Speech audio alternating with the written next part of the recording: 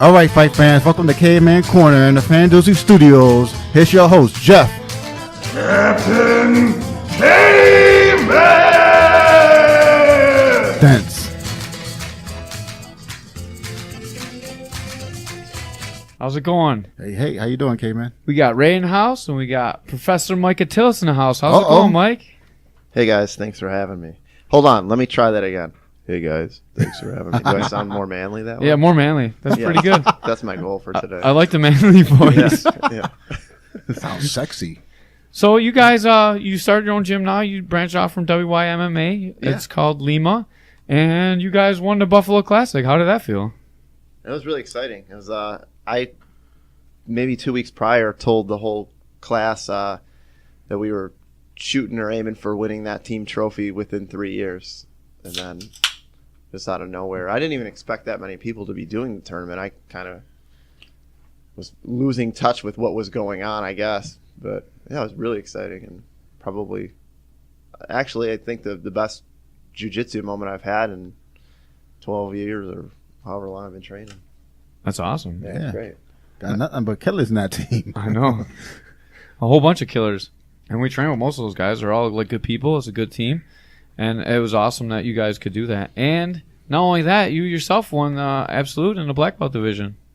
Yeah, I'm still feeling the repercussions of that. From that electric chair? Yeah, you remember? Yeah, I remember. That guy tapped me in that. I tapped out to that shit. That's the first time I tapped in the tournament in a long time.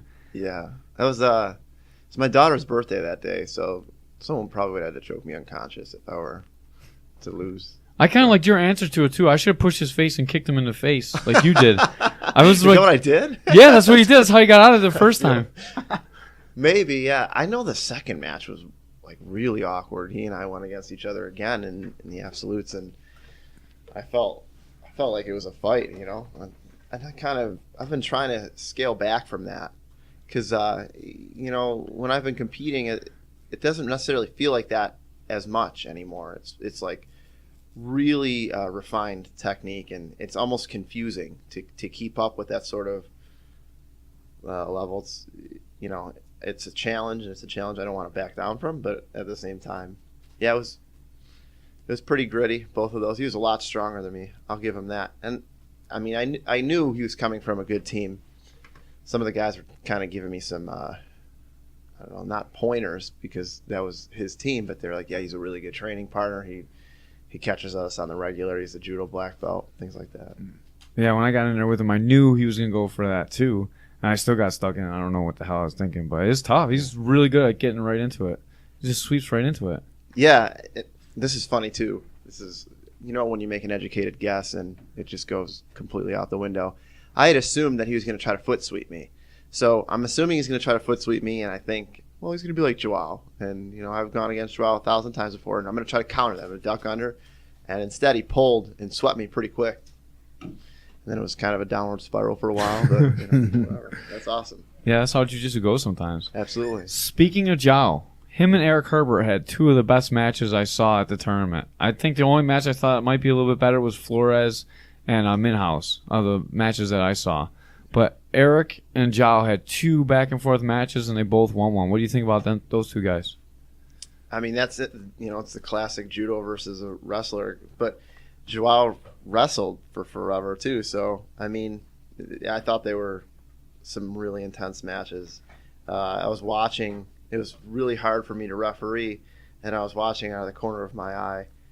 It might have been the second match, and I just thought to myself, you know, it looked like they were giving 140%, which is different from, you know, maybe 6 years ago when it was just kind of real gritty and, you know, maybe 40%, and they don't go beyond that sort of that barrier of exhaustion, kind of like maybe what we've seen in past tournaments. So that was awesome. It was a really cool, really good matches, you know, and I was excited to see Joao take the division, because had he not, or had, you know, out of the 11 gold medals we had, if one of them didn't go our way, we would have been talking about a different, you know, set of circumstances. Yeah, that was an awesome match. Wow, I didn't know they went at it. Yeah, twice, too. They did an absolute, and they did it in the division. Cool. Joao beat him in the division, and then Eric beat him in absolute, and they're both amazing matches. You know, you don't see Eric get pushed too too much on the feet ever. So watching those two guys go on the feet was like amazing for me because you don't see too many people that can push Eric around or take Eric down.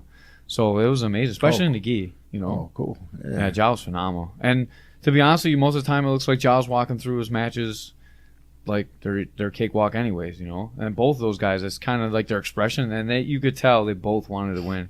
It was super exciting. It was some of the best jiu-jitsu I've seen in a long time, at least for me personally. I like that gritty style. Yeah, you like starting standing and everything. That's cool. I mean, Joao's come a long way. He's probably walking around now at like 185, where maybe 2 years ago he was walking around at 210. And I mean, he's probably one of my best training partners now. It's hard to deal with him, you know, all over, and he's taking it very seriously, which is awesome to see. I mean, he competed the next day at the And came to judos. Yeah, and I think he took third overall, which is huge, and he had 6 matches that day, which is just insane because I can't even imagine what he felt like after the classic, and then he goes ahead and I mean, I know that because I went to the AMCANs for a little while, and he was telling me that he couldn't even move his mouth the right way. And he's doing fine now. I mean, we've been rolling, and he's good. Eric had a rough time too. He was bleeding all over. What did you think about that match? Him and Antonio with the blood. I didn't get a chance to see any of it, and I don't think we have any footage of it either. But, I mean, that's one of the reasons why I like to wear white gis when I compete, is because if I'm gonna turn it up and the other guy is gonna turn it up, well, maybe that'll kind of be a signal for him to slow down. I don't know. I mean, I don't know how he'll respond, but I know that when I'm in the moment, then that's kind of an indicator to have some more fun, I suppose. I don't know. It's like the wrong way of looking at it. But all right, I think we're going to hop over some of the stuff because we kind of had like a schedule what we were going to talk about. Cool, man. I kind of want to go into the rules of IBJJF a little bit and how I feel about that. What is the exact rule on blood when you're bleeding in a contest? Oh, my gosh. I mean, I'm not the guy to ask, but I know that for so if it's pretty bad, you have to get a medic to check it, and then they'll either approve it or disapprove it, which could end up getting you disqualified. I know that when I've competed before, I was bleeding one time out of my chin pretty bad, and they put this giant Band-Aid on my face, and they said if the Band-Aid fell off, that was it, that I would get disqualified. So I spent the entire rest of the match just being really preoccupied with where my face was, which isn't really, the best thing for when you're competing, right? For sure. So yeah, I mean it's really at the medic and the referee's discretion. I think that's the best way to answer it. Okay, I was just wondering because Antonio was trying to play the game and try and get him disqualified. Because he was bleeding, or yeah, because not because Antonio was bleeding, because Eric was bleeding. Oh, okay. So I didn't know what the rule was, and I know Antonio's a pretty good stickler for the rules. Like, he knows what the rules are. So I was kind of just wondering what the rules actually said. I don't know myself, as I wrote a thing for the kids class, and I was like, I was an idiot for going in there not understanding the rules, because I went in there, I don't even know what the rules are, to be honest with you, because there's a lot of rules for IBJJF. Right, and I think, you know what, I appreciate your honesty with that. I mean, I think that there's a lot of people that don't take any time. And then, so there's two ways of looking at it. For one, I think that there's a lot of the rules that are written in a way that it's, perceived interpretation. It's not very clear. And, that's a problem in itself. And then you'll get everybody's opinion of it. And that opinion will start to be in the match. But then you also get people who are just like, well, I don't like that rule set, so I'm not going to pay any attention to it. Well, guess what? It's the most popular rule set in the sport. If you like jiu-jitsu, you have to somehow acclimate to it. It would be like me playing basketball and not acknowledging the rules of the NBA. That's the way that I look at it. And if you're not willing to accept that, then, someone else is going to do that.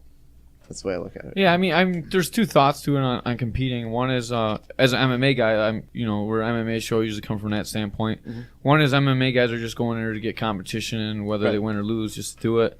And then the other one is how much you want to compete and win. And I think you really do need to follow the rules and understand the rule sets to win.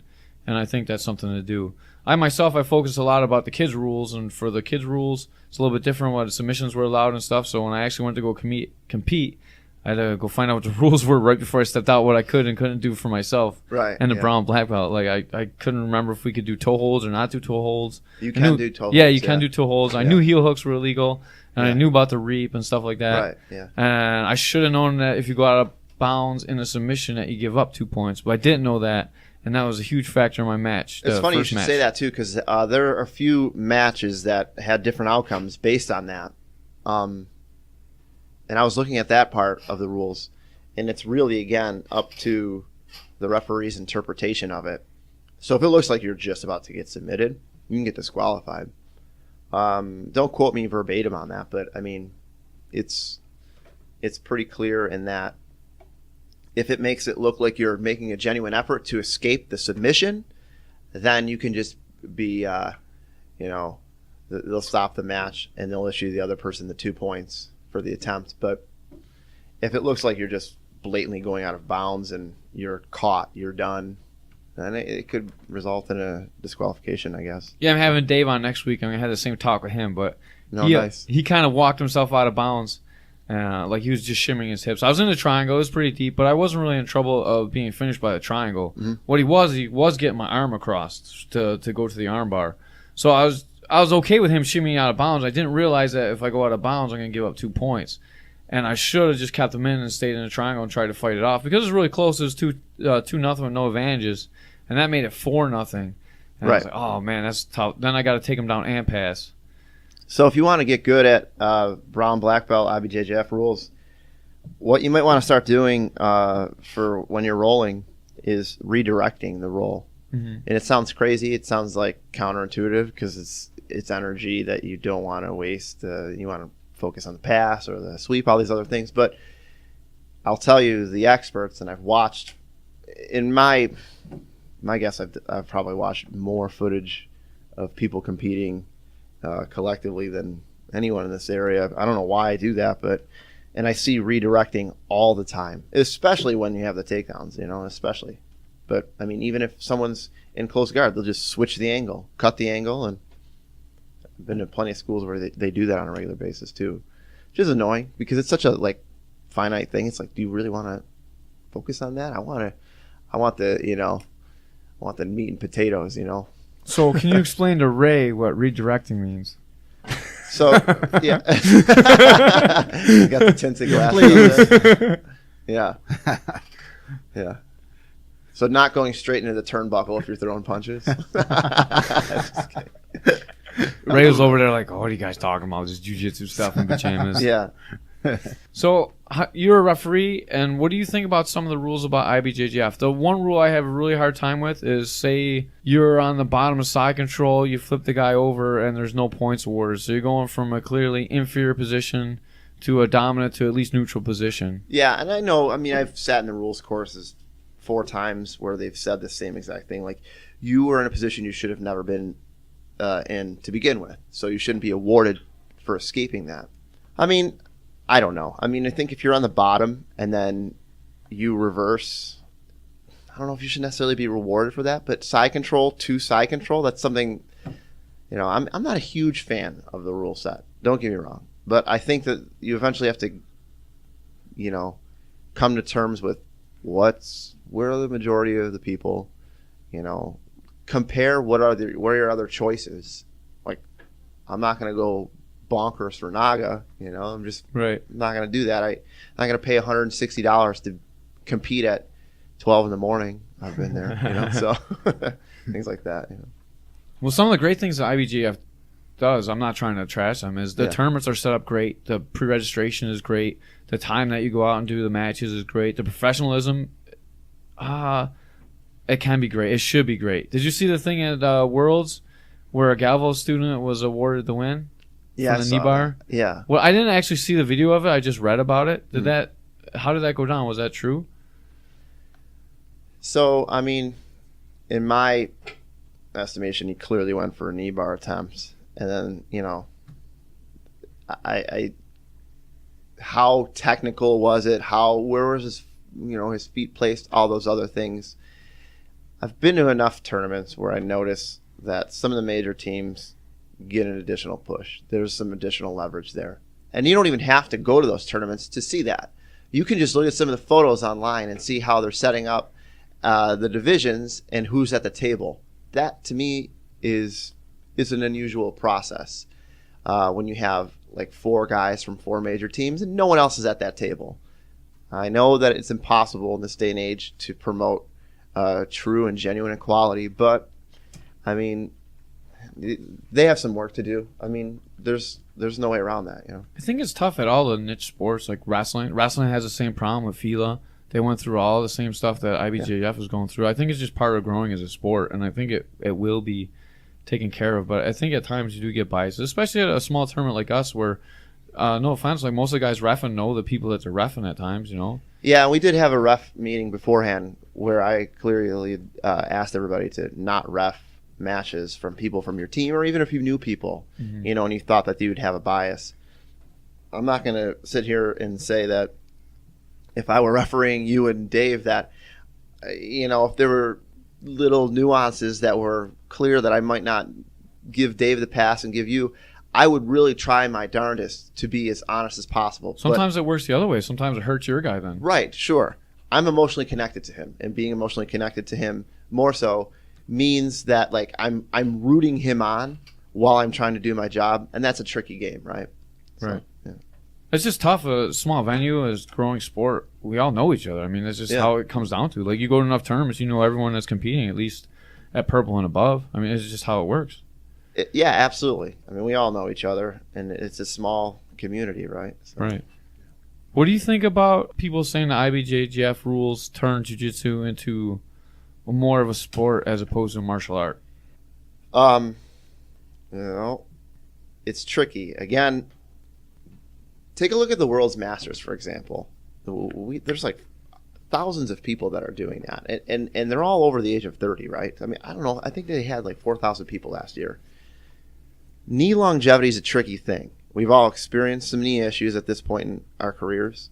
So, do I think that they're babying us? No. Do I think that there's certain rules that are that could be looked at differently? Yes. I've also seen, though, like where the head's on the outside, a guy takes him down and it looks like a DDT. I've seen just pure unbridled aggression, no technique, and I'll see that at the highest belts. So how do you regulate that, and what suggestions do you make? And then more often than not, I get it. People don't follow the rules. I mean, we have these arguments on a larger scale with things like guns, but I mean, you know, they're hard suggestions that, you know, you can get disqualified for. And the nice thing is people are traveling a distance for these tournaments, so they're going to try their best to adhere to that, you know. I didn't mean so much about the rules, so I just mean the rules are designed around points and scoring and controlling the positions as opposed to self-defense. Mm-hmm. And people say that's what happened to judo. That's why judo is not a martial art anymore and why it doesn't work in MMA. I'm kind of relating it more to the MMA field rather than the jiu-jitsu field itself. Cool. And that's kind of where my question was. Do you think that the IBJJF is kind of watering down jiu-jitsu a little bit? Yeah, I mean, in some ways, I mean, but then what about these like no time limit matches that are 2 hours and they're just dull? They're dull. I mean, I don't watch them. I try once in a while, but in a 10-minute match, at least I'll see 4 or 5 points where not point accumulations, but points of the match where there was some sort of challenge, you know, visually. It's tricky. I guess I can see some aspects where it's getting a little bit watered down. There's times where I've gone to gyms and I roll and they're very, very competition oriented, and I'm like, man, nothing happened in that roll. I was expecting fireworks and nothing happened. It was an inches game. Mm-hmm. And part of that, though, is me thinking that's my problem. Is I want to go for it. You know, I want to go for it all the time. Like, let's go. But I'm not playing that inches game, and that's not going to get me success at the highest level. Right. You know, a perfect example is like, where are you? Let's say you're passing someone's open guard. Where are you in proximity to that? Are you moving back slightly, or are you always pressuring forward? You're always pressuring forward. You know, are you locked and loaded? Are your heels towards your butt? Like, you watch the Mendez brothers, you watch Lucas Dupree. they're masters at that, and that inches thing. They'll grab the lapel and they'll move up on the lapel 3 or 4 inches. Whoa, minor differences. Sorry. No problem.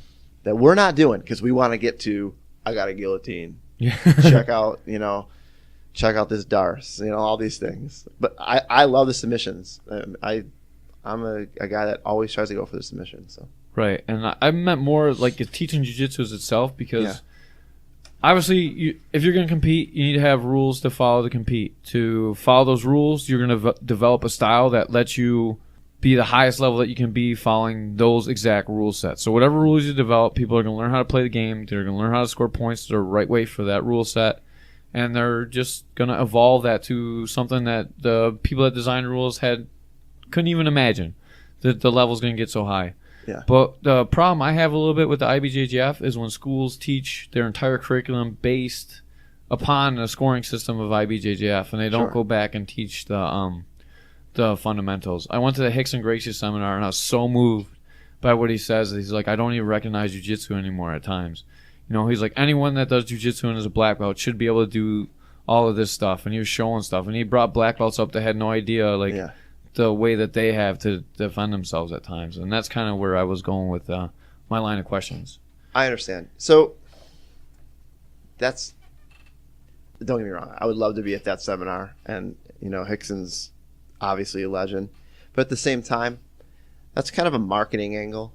I don't think that you're going to find people that have devoted, in this day and age, literally everything that they have towards jiu-jitsu, where they have this Rolodex of 500,000 things to choose from to show their students at any given point in time. How can you make it different? I mean, you don't want to have a curriculum that's based on points, but you want your students to understand that too. I mean, really, I very rarely talk about points when I'm teaching, but prior to the tournament for a month, I'd say, okay, this is this. And then we had a rules meeting, a week before. So it wasn't really anything out of the ordinary. And we have a lot of, there's not much of a difference from our fundamentals to what you may see with a lot of the other, I guess, major teams, Right, definitely. I'm just saying a lot of times the bottom is more rewarded. Actually, one of the referees told one of my students, she lost a decision, and she said, why did I lose a decision? And the guy said, I'm always going to reward the guy that pulls guard. And that's what he told her for why she lost the match. I thought about that for a minute. I was like, I don't know. That's kind of like against what I believe, because in a fight, you kind of want to be on top. You don't want to be on the bottom taking damage. I understand for the rules of the tournament. You know what I mean? MMA and jiu-jitsu are so different, though, and that's the tricky part about it. And it's grown so separate. But yeah, I wouldn't have ever said that, and that's kind of an unusual thing to hear altogether. I don't know why a referee would say that. Right. Well, I mean, she's pestering, so she's probably asking. He's probably annoyed, and I understand what's going on with that too. But yeah, at the same time, I just think about it. And you watch the guys play, and most of the guys sweep, and they end up back in guard, and they sweep again. And that's just a style. I'm not here smiling because I'm talking about Antonio, but I mean that's a great style for the system. Yeah. I'm just saying that's not the best style for fighting, and I just at some point people need to realize that they're training for sports jiu-jitsu. And then there's a little bit of difference between what happens in MMA and sports jiu-jitsu. And that's why there's a huge divide. And I think sports jiu-jitsu guys not coming into MMA and being as dominant as they used to be in MMA. Besides for the fact that everyone knows jiu-jitsu. I personally think that if you're at the crossroads is that people can make a decent living. And I don't want to bash MMA, but it sounds like a joke to me. I would never take that path. And the reason being is because it's great risk, little reward. And meaning you're taking enormous damage. You are putting whoever else you've brought into this world or whatever else you have attached to it at incredible risk. And it's dog eat dog. And then you have guys like that, they're not paying. The 1%ers get money. That's it. Are you a 1%er? Do you have background in the combative arts at a very early age? Okay, then I understand where you're coming from. But And then that's the other thing too, is like if you have experience in combative arts at a very early age, then you also run into the mix of people wanting to take credit for people, you know, and they've been coached and coachable since they were 4, you know. So it's just such a weird thing. I don't know. I don't even want, and that's one of the reasons why I started Lake Effect, was I was getting tired of that whole approach of like, well, where are you going to go next, or what's next on your, you know, on your agenda. I don't know. I hated seeing it. I actually would get nauseous sitting at fights and being like, this person's my friend, and I don't know how this person's gonna feel tomorrow, and I don't have to worry about that too much at a jiu-jitsu tournament. You know what I'm saying? Right. It's a really good feeling. It's a really good feeling to just be like, oh, you got your eye scraped and your knee hurts, but you're good. You're going to work tomorrow, man. Right. You know? Eric and Antonio and Joao, I'm sure they all went to work, you know, the next day or the 2 days after, and no major issues. Maybe they had to go to the doctor or something like that. But I mean, man, the slurred speech, all the other things that when I travel with people for tournaments, or excuse me, for fights, it was like, what am I watching? Like, who am I? You know, Mickey. Yeah, I'll never forget. So this is like a totally ridiculous story, but I'll never forget when I was going to this boxing gym and I was like looking up to all these dudes, you know, Les's place, and we went afterwards, and it was weird because everybody would spar super hard, and then they'd like smoke and drink in the parking lot afterwards, right? That doesn't make any sense. Like, I know these guys that wanna be crowd. pros, right? Yeah, for sure. And I remember like they made plans to go to the grocery store and hang out afterwards, and they invited me. So that was, for me when I was young, that was like a big deal for me. I was like, I gotta take this opportunity, right? And we went to the grocery store and we were looking for snacks, and the one dude that just sparred real hard was drooling on himself, and he said to me, he's like, I don't know even where I am right now. And I thought, did he smoke something in the parking lot? What's going on? No, he was just hurting bad, and to the point where that really stuck with me for a while. And I don't know, you know, like long term too, I don't see those people thriving as much as I wish they would. You know, I want to see people succeed in life.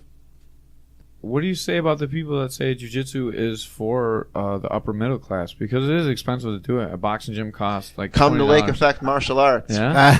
Got a special deal? Go ahead, We plug always your have deal. good deals. Yeah. Awesome. I mean, we have people training, you know, once a week, and then they eventually plug it to a different level, and maybe they'll go into being unlimited. But we offer reasonable rates. We have guys that are still in their loaner gis from the last 2 months. You know, I'm not looking at it from that way, from that angle. I'm not looking at it from a huge profitable piece either. And I think that that's the reason why we're succeeding. Isn't just because, you know, it's business first. It isn't. So I don't know. I mean, I know Josh Ketchery too. He doesn't have this whole upper middle class thing. Josh Country's over at Puma. Yeah, for sure. He doesn't have that. I mean, he's got guys that are working in his kitchen and come in there and, you know, doing open mats and helping clean to get some tuition reimbursements. So I don't know, man. Some schools, major metropolitan areas where they charge $300 for unlimited classes, that's some uppity crap, but that's not us. This is not Buffalo, you know? So That sounds more like West Seneca. $300? maybe, yeah. I live on the border of West Seneca, so it makes me feel. All right, we're throwing other people under the bus if you guys don't know. Yeah. Jeez. Yeah, that's At least I crazy. finally got a guest on here that Antonio approves of. That's all I got to say. Yeah. That's day to day. Oh, snap. Yeah, I don't know. I mean, I love the dude, but he can be tough, you know. I know. We have a big history back through the victory days. Back Yeah, in I'm the day. sure you guys do. Yeah, I like Antonio too. Yeah. Sometimes he can be something else. Yeah. Yeah. And Eric was a little upset with him at the tournament too. I gotta say that. Yeah, I don't know what. I agree with transpired Eric between being those upset two. about that, but the rest I don't. I understand Antonio being upset too. I know what happened? No, I don't. If I Okay. could watch the match, I'd be happier. So here, I'd I'll have an explain to you opinion why on it, Eric but- was upset. Yeah. Eric was upset because Antonio was trying to get him disqualified for bleeding. Oh. And then he's like, I taught him better than that. I'm just trying to compete in a sport that he's expert at. I'm probably not going to win anyways. Let's just compete, you know. Right. And Antonio's playing to win, you know. And then he was bleeding, so he was complaining about bleeding. He's like, I don't know if he's got AIDS. And Eric was super offended by that. He's like, he knows I'm a fighter. He knows he gets my blood tested. He knows I'm just with my wife, you know. So he was like, he was very offended by that part of it. I'm sorry. That's like and I get that. And then Antonio he's was strategic. Yeah, he is. And then he had the Band-Aid on, and Antonio was digging the Band-Aid off because if the Band-Aid came off, he was supposed to get disqualified. So he got the Band-Aid off and made him bleed again. Was there a slam? I was told several times from other people that there was a slam at some point. Okay, too. here's the thing about the slam. Eric picked him up over his waist, but he didn't really slam him. I don't think it was a slam. That was a slurred response. Yeah, it was very slurred because Yeah. I'm punch drunk. No, you're thinking twice about what you're saying, which I appreciate. No, but there was yeah. a legal technique that was coming on, and that's Okay. what I agree with was illegal. And he picked him up, and he put him down without slamming him. That I don't consider it a slam. I don't know the IBJJF rules, so I don't know if it's technically a slam or not. Right. He controlled the descent. He went to his knees before he put Antonio on the mat, and he put him down. Antonio said it was a slam, and Antonio knows the rules better than me, so I don't think it was a slam. I know Eric could have definitely slammed him if he wanted to. Mm-hmm. The thing that Eric did that was illegal is he tried to pass his guard by jumping over Antonio while he's in guard and rolling him over his neck, which is illegal, and I know that even. Okay. So that's the part that Antonio was upset about that, and Antonio has a right to be upset about that because that was illegal. Yeah. And then after the match, Antonio apologized. He was just trying to say he was playing the game, and Eric was upset with him. He's like, I taught you better than that than trying to get me disqualified. I like Eric a lot. You know, he's a good person. He's always been upfront and honest with me. And, you know, I've never gotten a weird vibe from him. And I like Antonio a lot, too. So, I mean, matches happen, right? Yeah. And we had a ton of other matches that day, and there was a lot of discrepancies and, and I don't know, strange vibes. Besides that one, you know, there's a lot. There's a lot of them. I thought that I was across the mat with Minhaz and Matt, and I thought the other team could have carried themselves better, but you know, there's probably points in time where we were doing the same thing. I don't know. I mean, Oh, the celebration you're talking about? right? Yeah. So it's silly. At the end of the day, I mean, people are going to choose what they choose, and you have to just kind of hope that it works for them. Like, we all should just be happier that people are doing this obscure, weird, you know, thing as opposed to, you know, rooting against one another. Like, I'd be happier if someone said, hey, there's 500 people that are going to leave CrossFit tomorrow and they're all going to go do jiu-jitsu, but none of them are going to come to your school.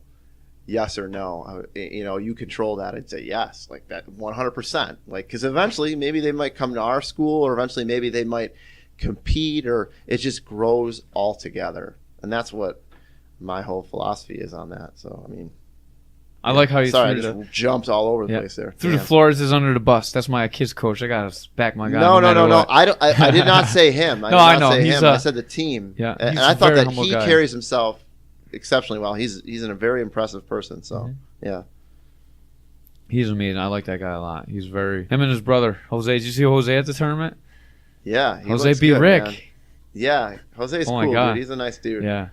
He always is sharp, too. He's always got his hair cut real nice. And his I beard can't believe lined up. he could beat Rick. I was so shocked. Yeah. Jose's thing is he's super awesome for about a minute and a half, but he got himself in good shape, and he made it through the tournament. I was so proud of him that he That's could make cool, the whole man. tournament. He did a lot of work for that tournament. Him and his brother did put a lot of work in together. okay. They always were. They Yeah. always were. Mhm. I mean, they're workaholics, which is cool, and they love the sport. So Yeah. that's great.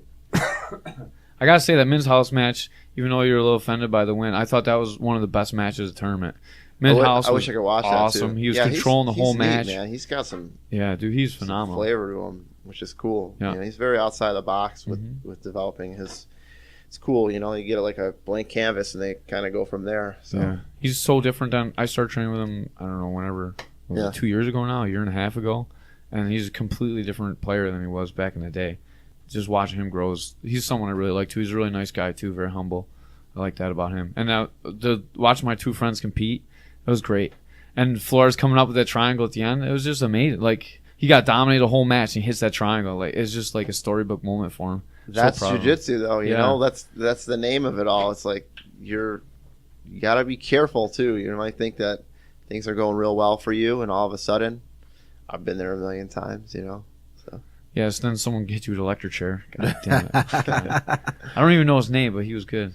It's electric. Woogie, woogie, woogie, woogie. What was that guy's name? Do you know? Jake Smith. Jake Smith. Yeah. Yeah, Jake Smith beat me too. I gotta have him on a podcast now. You should. Yeah. Anybody that beat you. Yeah, that's why Spagata's coming on, because he beat me. He gets to come on now. Is that what it is? That's what it is. Anybody that beat You're gonna have a lot of guests. I know, a lot of over the guests. That's how I keep the guests coming. Yeah.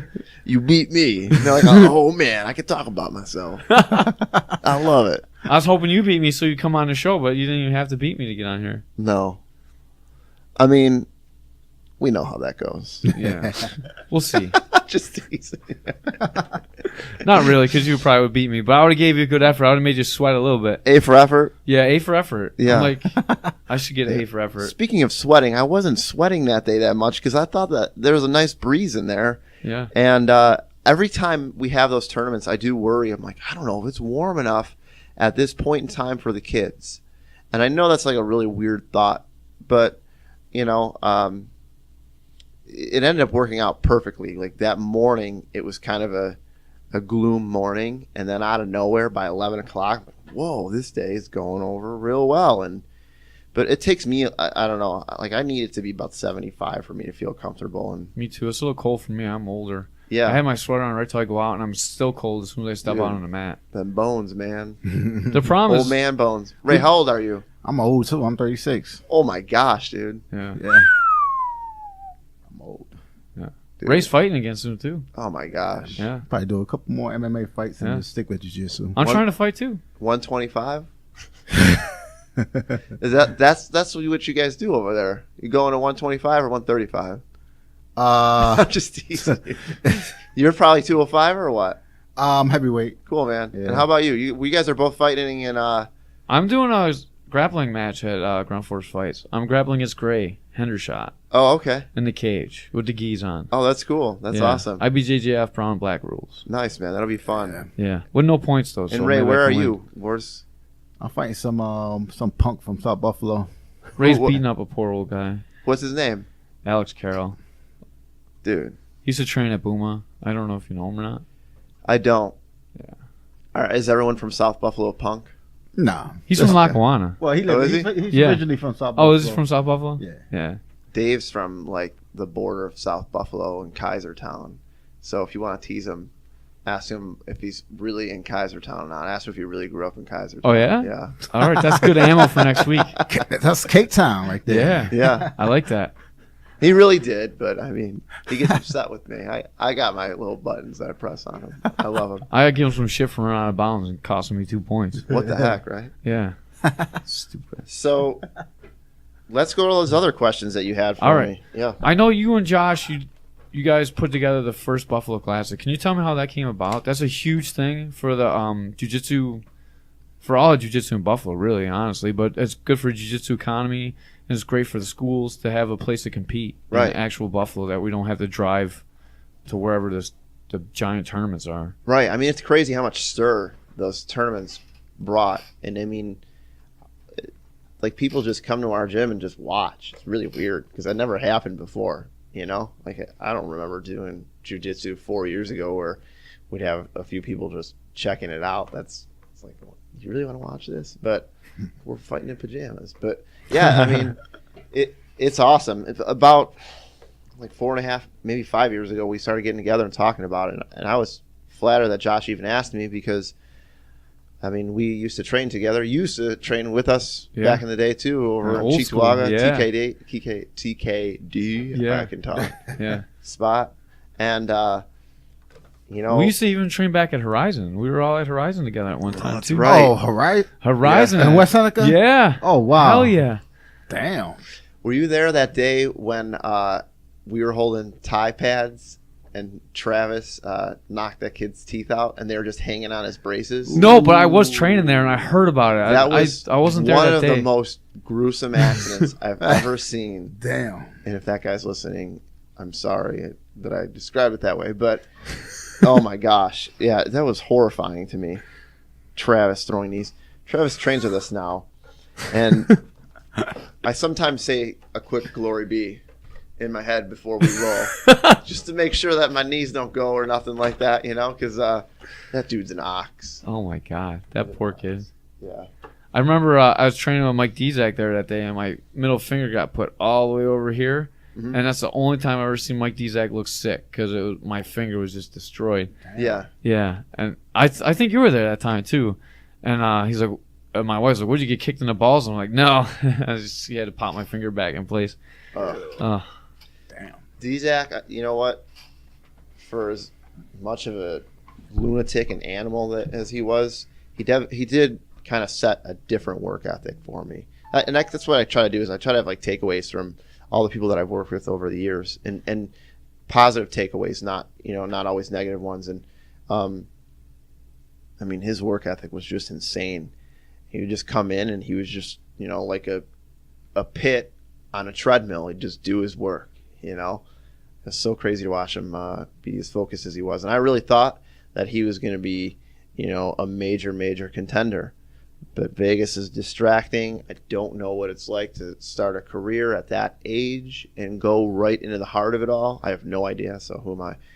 Let me I have a couple of questions for you. Uh-oh. And this is a perfect time for it. God and damn. I don't mean to offend you. All right. I'm pretty hard to offend. Yeah.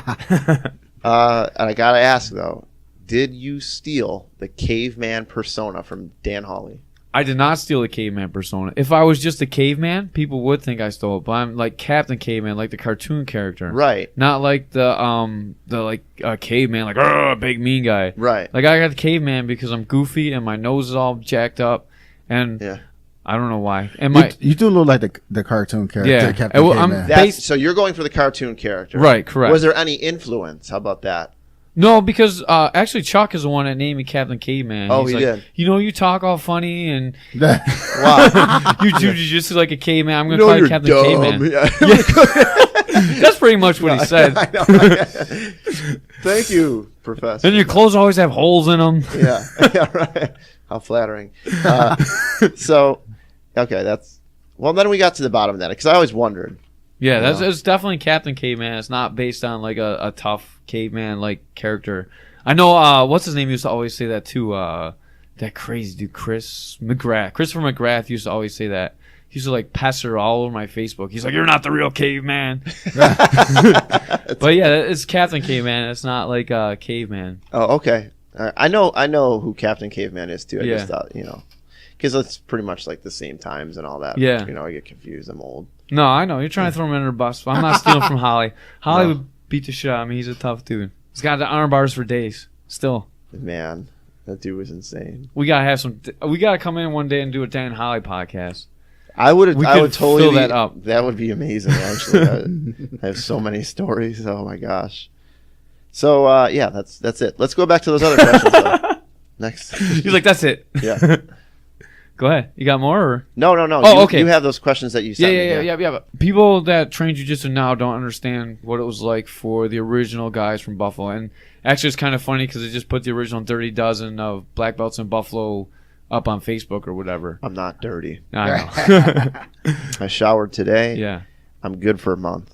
But for people that don't understand, can you talk about what you had to do to achieve your black belt in Buffalo, New York, when there were no other black belts around? And by the time you got your black belt, there was a few, but not too many. And can you talk about your journey through black belt? Yeah. I put in a lot of hard work, man. A lot of hard work. And there was hardly any compromise in terms of, well, this is my game. Can you meet me here? No. There was none of that. It was, repeated testing, pre-testing, then testing, taking fundamentals and taking the basics, even at the higher ranks. Oh my gosh, I could never. Doing no-gi, doing gi, wrestling, judo, all that stuff. And I think the long-term objective is to be a well-rounded grappler, not to be specialized in points or specialized in tournaments. It's something that I'll sometimes say to Dave when we're having our talks is I'm not belting a medal, I'm belting a person. So it was, it was tough. It was really, really tough. It was tough on my body, extremely tough psychologically. Didn't know if I really had it in me. Plenty of points and time. And then there's also the feelings of, being undeserving, which doesn't go away, at certain points. It's not like even if you're at the top of the heap or whatever on a local level, you feel undeserving, and that's probably a good thing because you never know everything, and you're never, shooting off everything that you know either, which is why you're rolling. How many different places do you think you've trained at over the years? Like just that you were Like not like here where you locally? travel to, Yeah, but here like, locally. Yeah, like oh my and gosh, how many people you trained under? Man, a lot. We used to be the traveling band for a long time. Yeah, and I always wanted to go somewhere. My whole thing was I wanted a coach, a dude who could help me with the sports psychology part of it. And that's the weird thing is because there aren't a lot of those guys out there, and you can't be everything to everyone, right? As a professor. So that was my big hope in finding the right academy, and also just kind of knowing that I was getting something out of them both physically and mentally, which is tough. Some of the older guys, they were a lot heavier, and I'm not so heavy. And I was like, I don't want to roll with that guy. He's a big boy, or I don't want to roll with that guy. He's a hothead. Like I won't name names, but the Aikido dude, Yeah. Oh man. I heard a story about him, and I heard it through the grapevine, but then I had someone confirm it recently because again, we're in like almost the same neighborhood. We're right down the street from one another. Where a guy came in, he was proficient in judo, and he asked to grapple Aikido dude, and Aikido dude, he agreed to it. You don't want to name names? No. We name names on this show, just so you know. Sensei Jerry Phelps. He agreed to it, and I guess the judo guy had his way, which is what happens in grappling. You just have to learn to, take the punches and not actual punches. You don't get punched in jiu-jitsu. I know you're ready for that. So he went into his office, and I guess he believed that what happened and the reason why he lost was because he had his sleeves on. So he cut his sleeves off, and he came out sleeveless in a gi. And he's like, round two. Oh, and I guess that really happened, so I love it. Yeah. That really happened? I could see that happening. According to this sure. guy that trained at that Aikido school for like 6 years, that happened. So yeah, and I know that I've seen videos of him cruising around on that gi. So I've seen that seems video believable. too. Yeah, seems believable. And what do you think about Chuck Anzalone, Professor Chuck? That's a tough question. I know you did a little time under him. Yeah, I was there for a few months. I mean, it sound bad, but I mean, I know you trained there for a little bit. Yeah, I'm just going to give you my interpretation of it because I don't really know the guy. I mean, he's been pretty friendly with me over the years. So I think I was there for 3 months, and I did primarily no-gi. He was never there. I was paying a lot of money, and I was learning from guys I thought were at my skill level or less. And I didn't think that no-gi got the attention that I wished it would. And so I had to really just think more outside of the box. I don't know, maybe if I would have tried gi classes, I would have been there longer. But at the same time, something else was happening somewhere else with some people that, Dub and Jordan, that I thought, hey, this is closer to my house. This seems more affordable.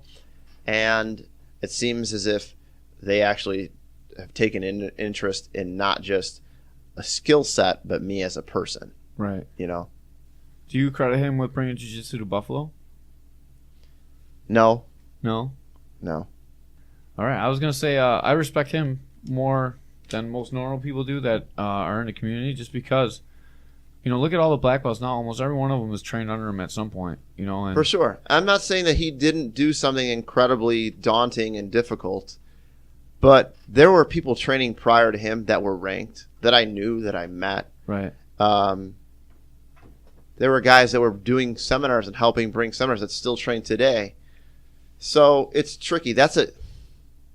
You can't demand those things or it's, I don't know. So that's why I just give it a flat no. I would love to have a black belt round table in here one day. Just get all the black belts in the area. Oh, yeah, I'm sure that would go real well. we might have to take the TV down, but it would be very interesting. A lot of people want to know. Yeah. I mean, you don't really realize because, all your friends have been friends with you till you got your black belt, but people really do take what you say into a lot of consideration, especially like white, blue, and purple belts that are coming up. I know. I mean, you're like not only a friend and a teacher, but you're like someone that's a role model to them. And it's an awkward position to be in, and I'm trying to prepare my guys for that because it's definitely going to happen. And they think it won't. And I'm just me, and all I'm doing right now is getting ready for this, or all I'm doing. You believe me, there's a lot more to it. There's a lot more responsibility than what you had thought. Even like the way you may respond after a match is like it's looked at microscopically. It's just an unusual thing. So you're constantly reminding yourself to be virtuous, hold yourself in good good character, and it's hard because it's a very, very emotional sport. I know, and I understand. Like I take that very seriously now as a coach of the kids. I realize that I have all these eyes looking at me all the time. And right. I can't. When you come off the mat, and you lose spaghetti, you want to throw them through the table. You're like, I can't do anything. You just gotta come off with like great match. And not that I don't like Dave, but just losing sucks. For sure, right? Yeah, I mean, we all hang our heads pretty low because we all have that competitive drive. If we didn't, we wouldn't be in it. And it's just like the whole, well, he's tough, or he's, I like him because he's tough. Guess what? If they've been in jiu-jitsu for a while, they're tough. Yeah. Maybe they're not to the point where, they're impressing the crap out of you and submitting everybody, in one class or something like that. But it takes a lot of determination and grit to stick around for an extended period of time. Bang your hands up, bang your knees up, bang your elbows up, bang your head up, I think if you have more than one tip on your white belt, you're tough too, because just think about it, that's a time where you're getting your ass kicked all the time, Especially now. Yeah. Because that's the thing, you were asking me what was it like coming up. The weird thing is there were no colored belts when I started. So, like, the worst butt whipping was confusing. It was just confusing. Like, why did that guy get to case on me and hold me there for 5 minutes? Why couldn't I breathe? Now, I can't imagine what it feels like. And we have these things where it's a brand new person, and he'll be 220 pounds, and you'll have someone like Antonio who's like 145, 150 pounds, just fly all over the place and then submit him towards the end. And I can't even imagine what it's like. So my hat's off to those people because now it's an incredibly challenging time. But at the same time, think about how much more talented they'll be at the end of the day. I used to say years ago, and people would be like, that's not realistic. Just wait. There's going to be a changing of the guards, and there'll be another one, and there'll be another one where the top guys aren't going to be the top guys. It's just not sustainable long term. What is knowledge accumulation, and what is again, character. And sorry.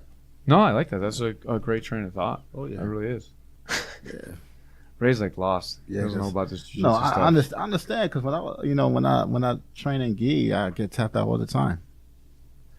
What do you think your expectations of? Let me rephrase that. We come from like a different era. I remember when I seen a blue belt, I used to be like, God damn, that guy is good.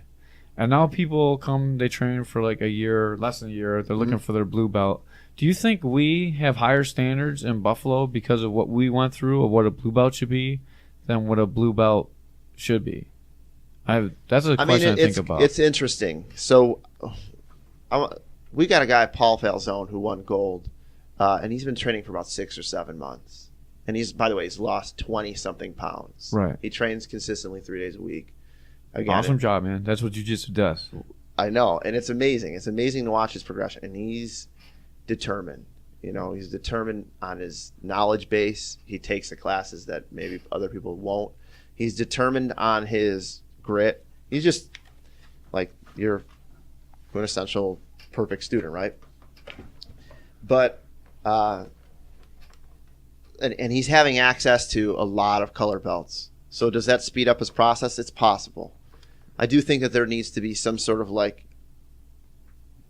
blanket agreement that, you know, a year to me is more often than not too soon. It just is, because of the fact that it took not too long ago, not even a stone's throw ago, on average 3 years, 4 years to get the blue belt. And there's also so many other weird things too. It shouldn't just be about like, oh, you submitted someone in a cage, or oh, you won that super fight, or oh, you helped me teach classes. It shouldn't be about those things either. But I get it. You got to keep the, you got to keep the gears going. So some of that's kind of old school, rewarding someone for winning. That's kind of how it was back in the day when I was coming up too.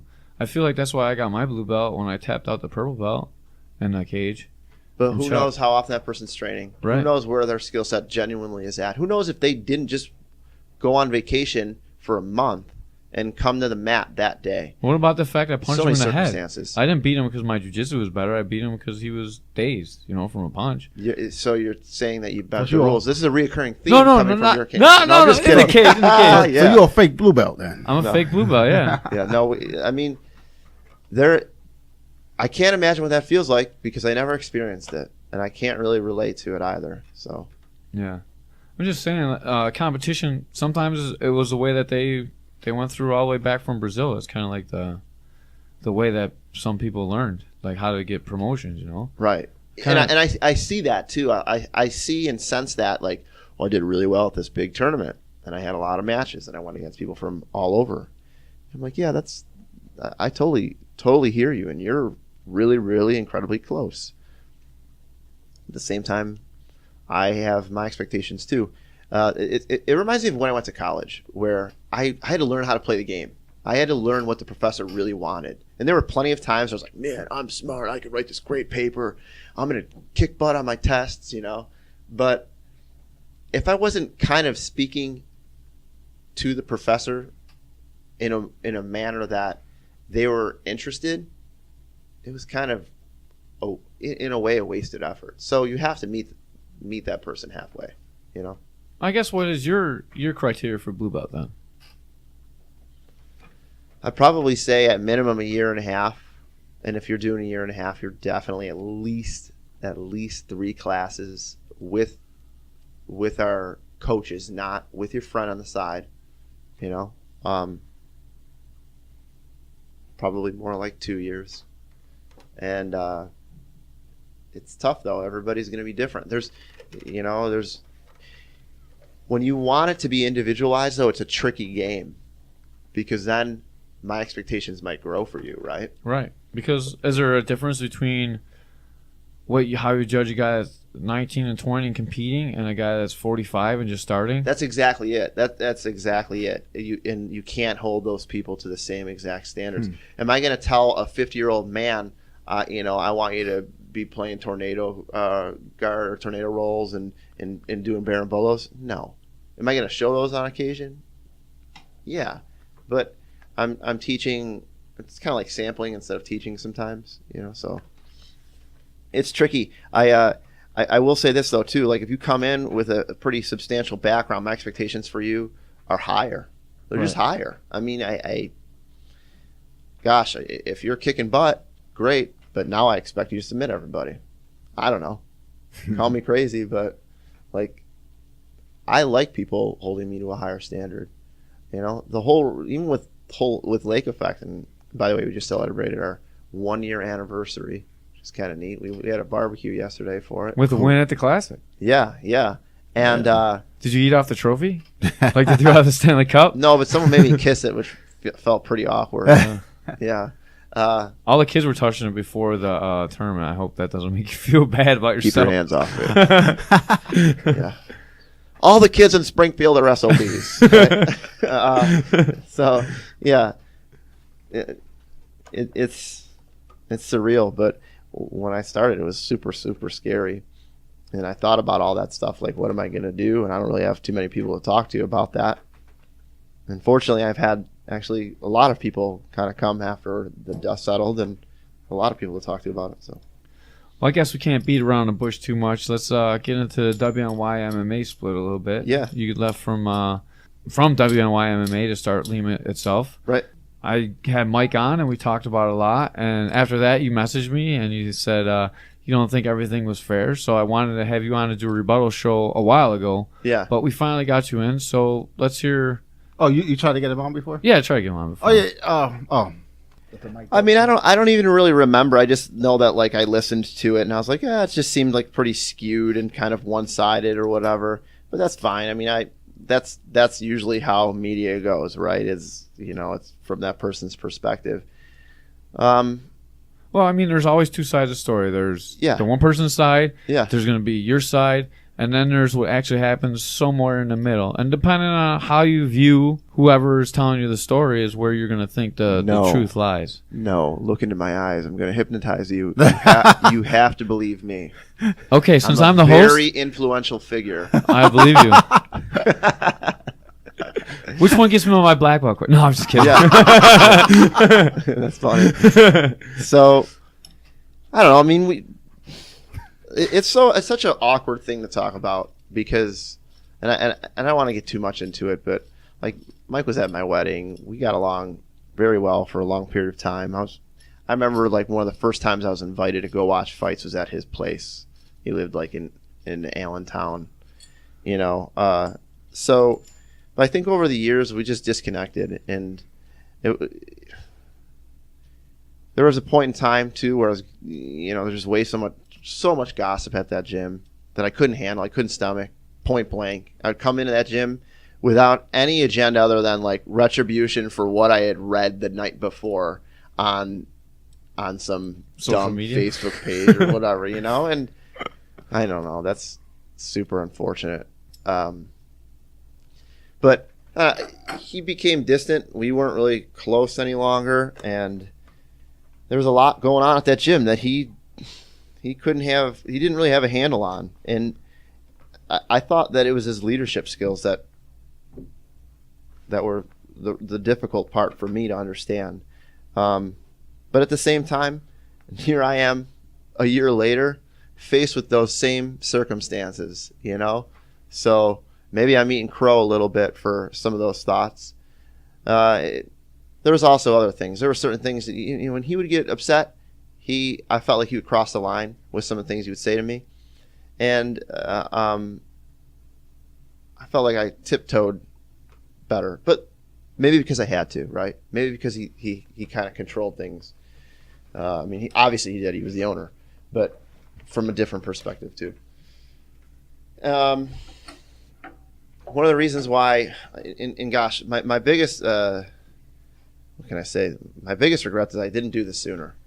That I didn't start my own place sooner, because my body takes a lot of abuse. I was kind of like the pincushion for a long time before. And when I looked around and there was no Matt or no Dub or no Schultz, and it was just me and a bunch of other hungry dudes, and me, you know, rolling with everybody as much as I could for as long as I could.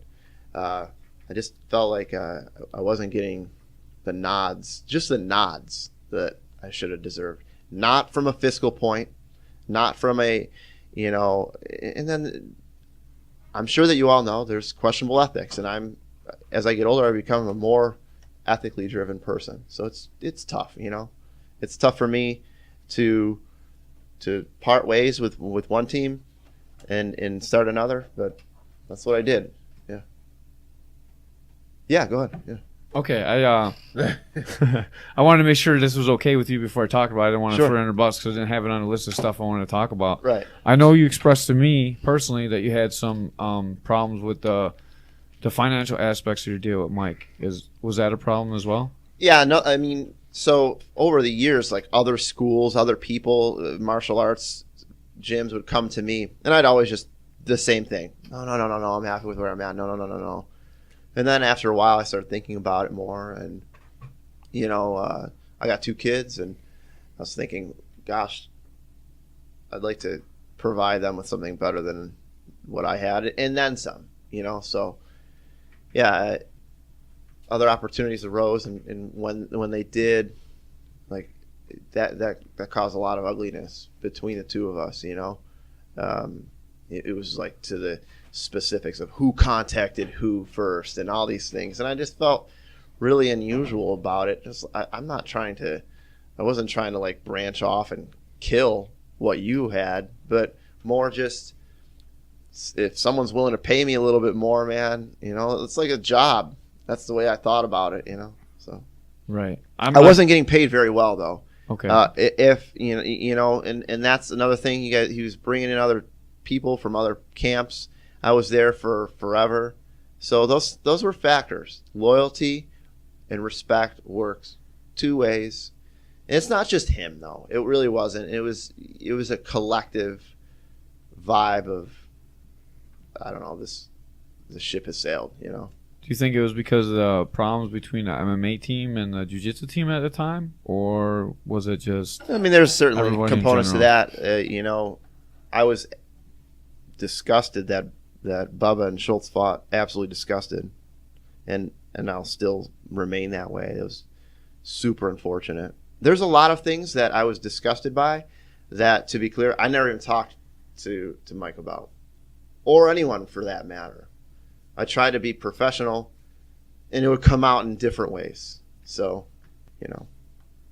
All right. We're going to shift topics a little bit. Yeah, Not too much, because I know you're getting a little short, and you're like, if I get short, change the subject. No, I'm going to change the subject. I'm just trying to be fair, because we all have, at the end of the day, we all have, a business to operate and mouths to feed. And everybody, if you spend a lot of time in the sport and you want a role, you deserve a role. You deserve a role in it. I don't think that like I'm out to say, no, this is how it works and we're the freaking best and watch me. I'm not out like that. So. Here's what generated a lot of respect for me, for you, for what happened. Number one, I didn't like you were talking about it and you were upset. You were visibly upset, and we talked about it a couple of times, and I thought, man, it's never going to be right. He just needs to start his own place. It's just what it needs to be.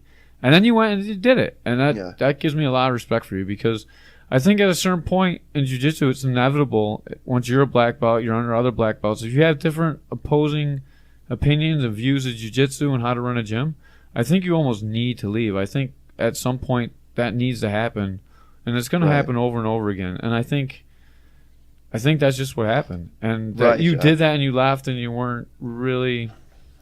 I try to keep my mouth quiet about everything, too. I talked to only a few people about what was transpiring. And it was scary. The other thing that was happening, though, at that time was there was a lot of side talk from a lot of different people saying it's time. Right. So then I was thinking, okay, if this completely blows up, and to the point where I'm the last person standing, I'm gonna get screwed again, because I felt like I was getting screwed over time and time and time again. Not just each time someone was coming in, but each time that we saw success, and it really wasn't directed towards jiu-jitsu or whatever. So I don't know. Yeah. This is another thing I was talking about, how people take your impressions into account. Yeah. You're a black belt at the time. Most of the guys that train and have your mindset believe the same thing that you do. Is people are not bent to your will, but people that have a common interest and a common, common motivations and understandings of jiu-jitsu and how you should compete and how people should be treated. You kind of all branch together, and like every gym has a different vibe. And the vibe of the gym that we were at, Western New York MMA, didn't meet your guys' vibe anymore. And you went and you started your own gym, and that gym has a different vibe. And that's a vibe that the people that you train with, your close training partners, that's a vibe that they wanted. And that's what you were giving them at the gym, I feel like. And that's why those people followed you. Yeah, it wasn't really about poaching. I mean, it was actually really awkward. The poaching question I have is about something totally different. Right, yeah. And it wasn't. I wasn't even messaging these, just so that it's clear, though. Like, it was kind of surreal how it was all happening. From my angle, it was I was happy with Pedro, Jonah, and the 5 other people that not necessarily moved from Western New York MMA, but like that I knew that said they wanted to get back into it. I was like, all right, this is what we start from, 8 of us or 10 of us, and then it was just snowballing and snowballing and snowballing, and I think when that happens, and I've had that happen in subcultures before, I've seen it happen in career paths before. It's not just a finger pointing thing. There's stuff going wrong from all directions, and the introspective look needs to occur. The peacemaking needs to occur, and I've tried to be there too, but at the same time, I have a business to run, and I know how business goes. I'm not completely foreign to it. Right.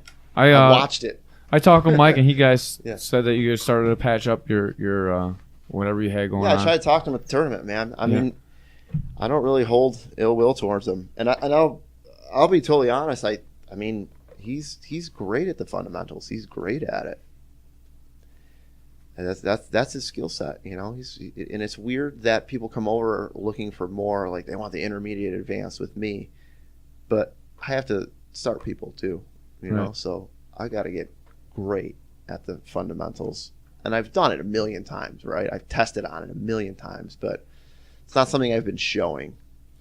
My like other issue, if I had to go back to, like, it wasn't really about money, but it was also like talk to other people about what I was doing. What do you mean by that? Saturdays, was I not there for 3 hours? Did I not roll with everybody for an hour and a half? And I know that you remember.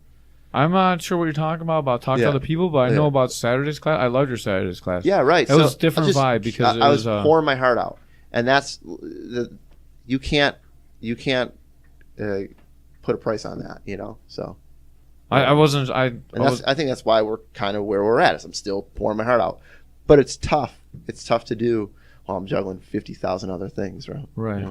So you feel like you weren't being appreciated for the time you're putting in. You're saying. Yeah, I mean, even an occasional thank you instead of a thumbs up. I thought eventually I started perceiving the thumbs up as a middle finger. I don't know, maybe I'm crazy, and then whatever. But it's kind of Dub's style too. He's not very he's short. Yeah, he's short as time becomes more precious to him. Right, exactly. We were having like all these discussions prior to, and I just I saw the writing on the wall, and I think that he did too. And it was like it sucked. It was like posturing, and it was us being really short and dishonest, but we were talking for like an hour. I hated the whole process. I hated it. I felt, like really. I'm not smart enough to do that stuff. I'll just be like, just tell me what you want to know. Yeah, right. My conversations are always pretty short, unless it's about stupid stuff. Yeah. Yeah, but I really respect that you went and you started your own gym. And, thanks, man. And you did things your way, and you have your own vibe at your school. What do you think about open mats for gyms? Where you invite all the teams.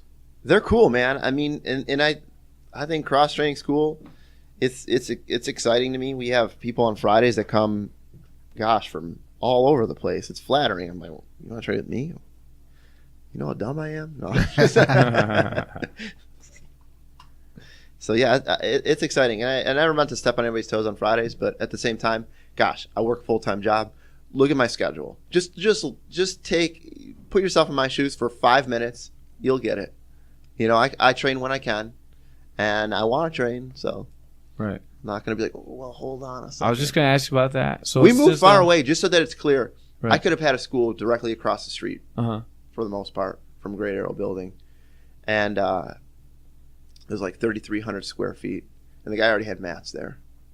And I was like, wow, it was a great deal. It was a great deal. And I was thinking about it. I'm like, man, I can't do that. That's the wrong thing to do, Right. So I try to be. So the open mat is just because you were busy. That's one of the questions I had. I know. Yeah. I know where you're going. I see your smirks. No.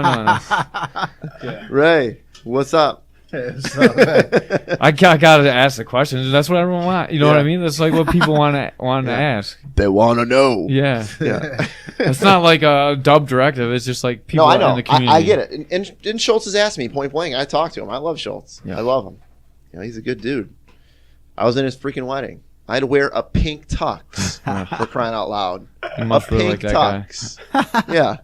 I hate pink. As a business owner, what do you think about open mat? Do you worry about people leaving your gym, or do you think it's a good advertisement for your gym? I worry that there's not proper policing and there's like 30 people going buck wild. I worry about that. And, you know, you got a whole bunch of different skill sets.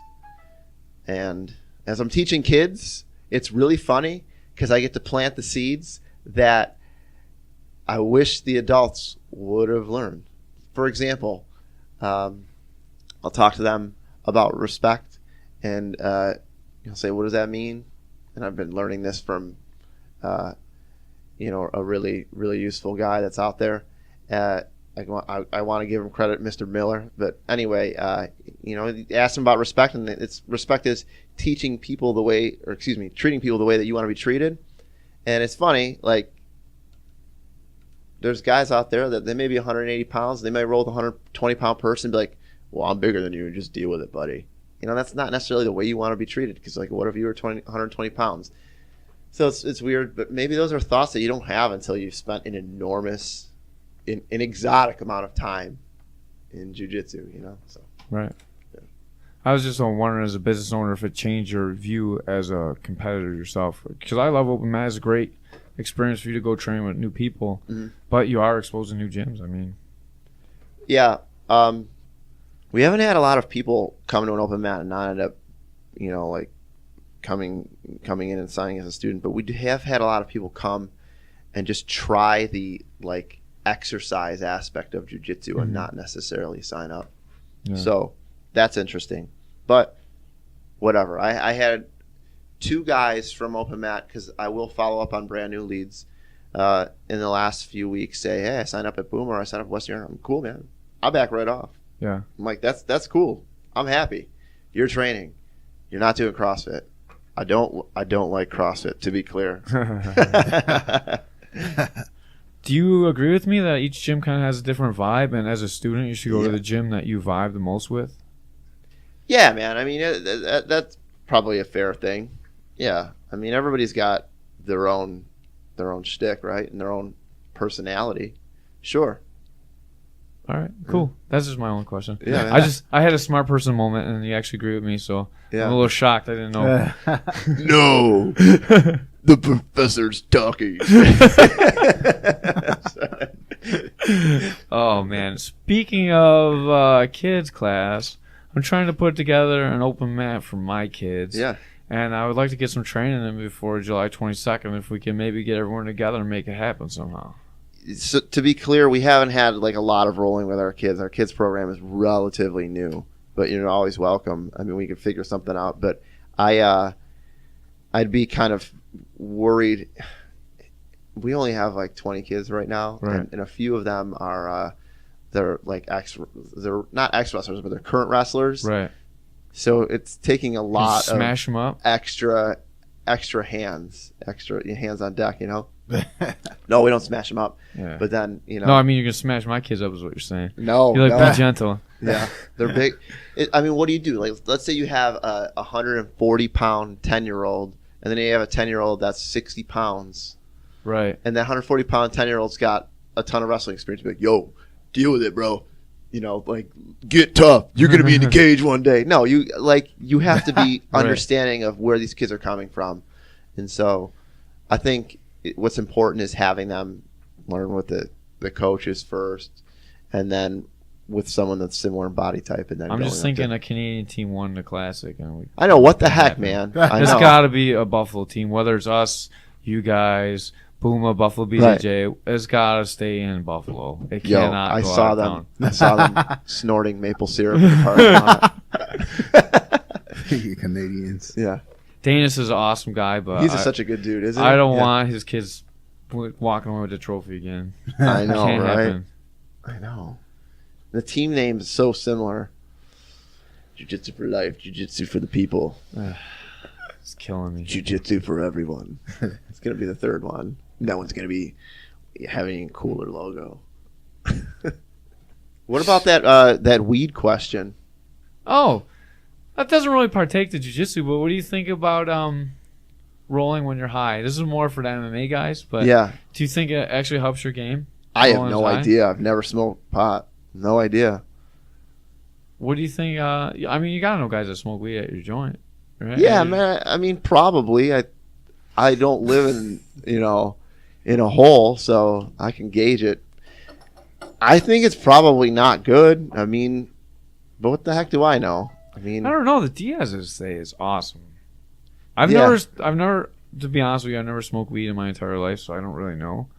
And I don't drink, so I don't really have a good basis to know how it affects you. But I know it doesn't help you do stand-up.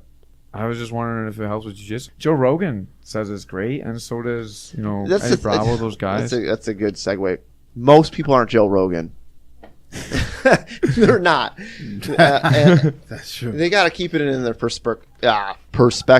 It kind of reminds me of like what my first few years of life. I was in the SB in South Buffalo, and like a lot of those people that I know that are still there, they're just kind of like in this rut, and then they turn yellow, and then they're just kind of taking up space and not really doing all that much, but they like their weed.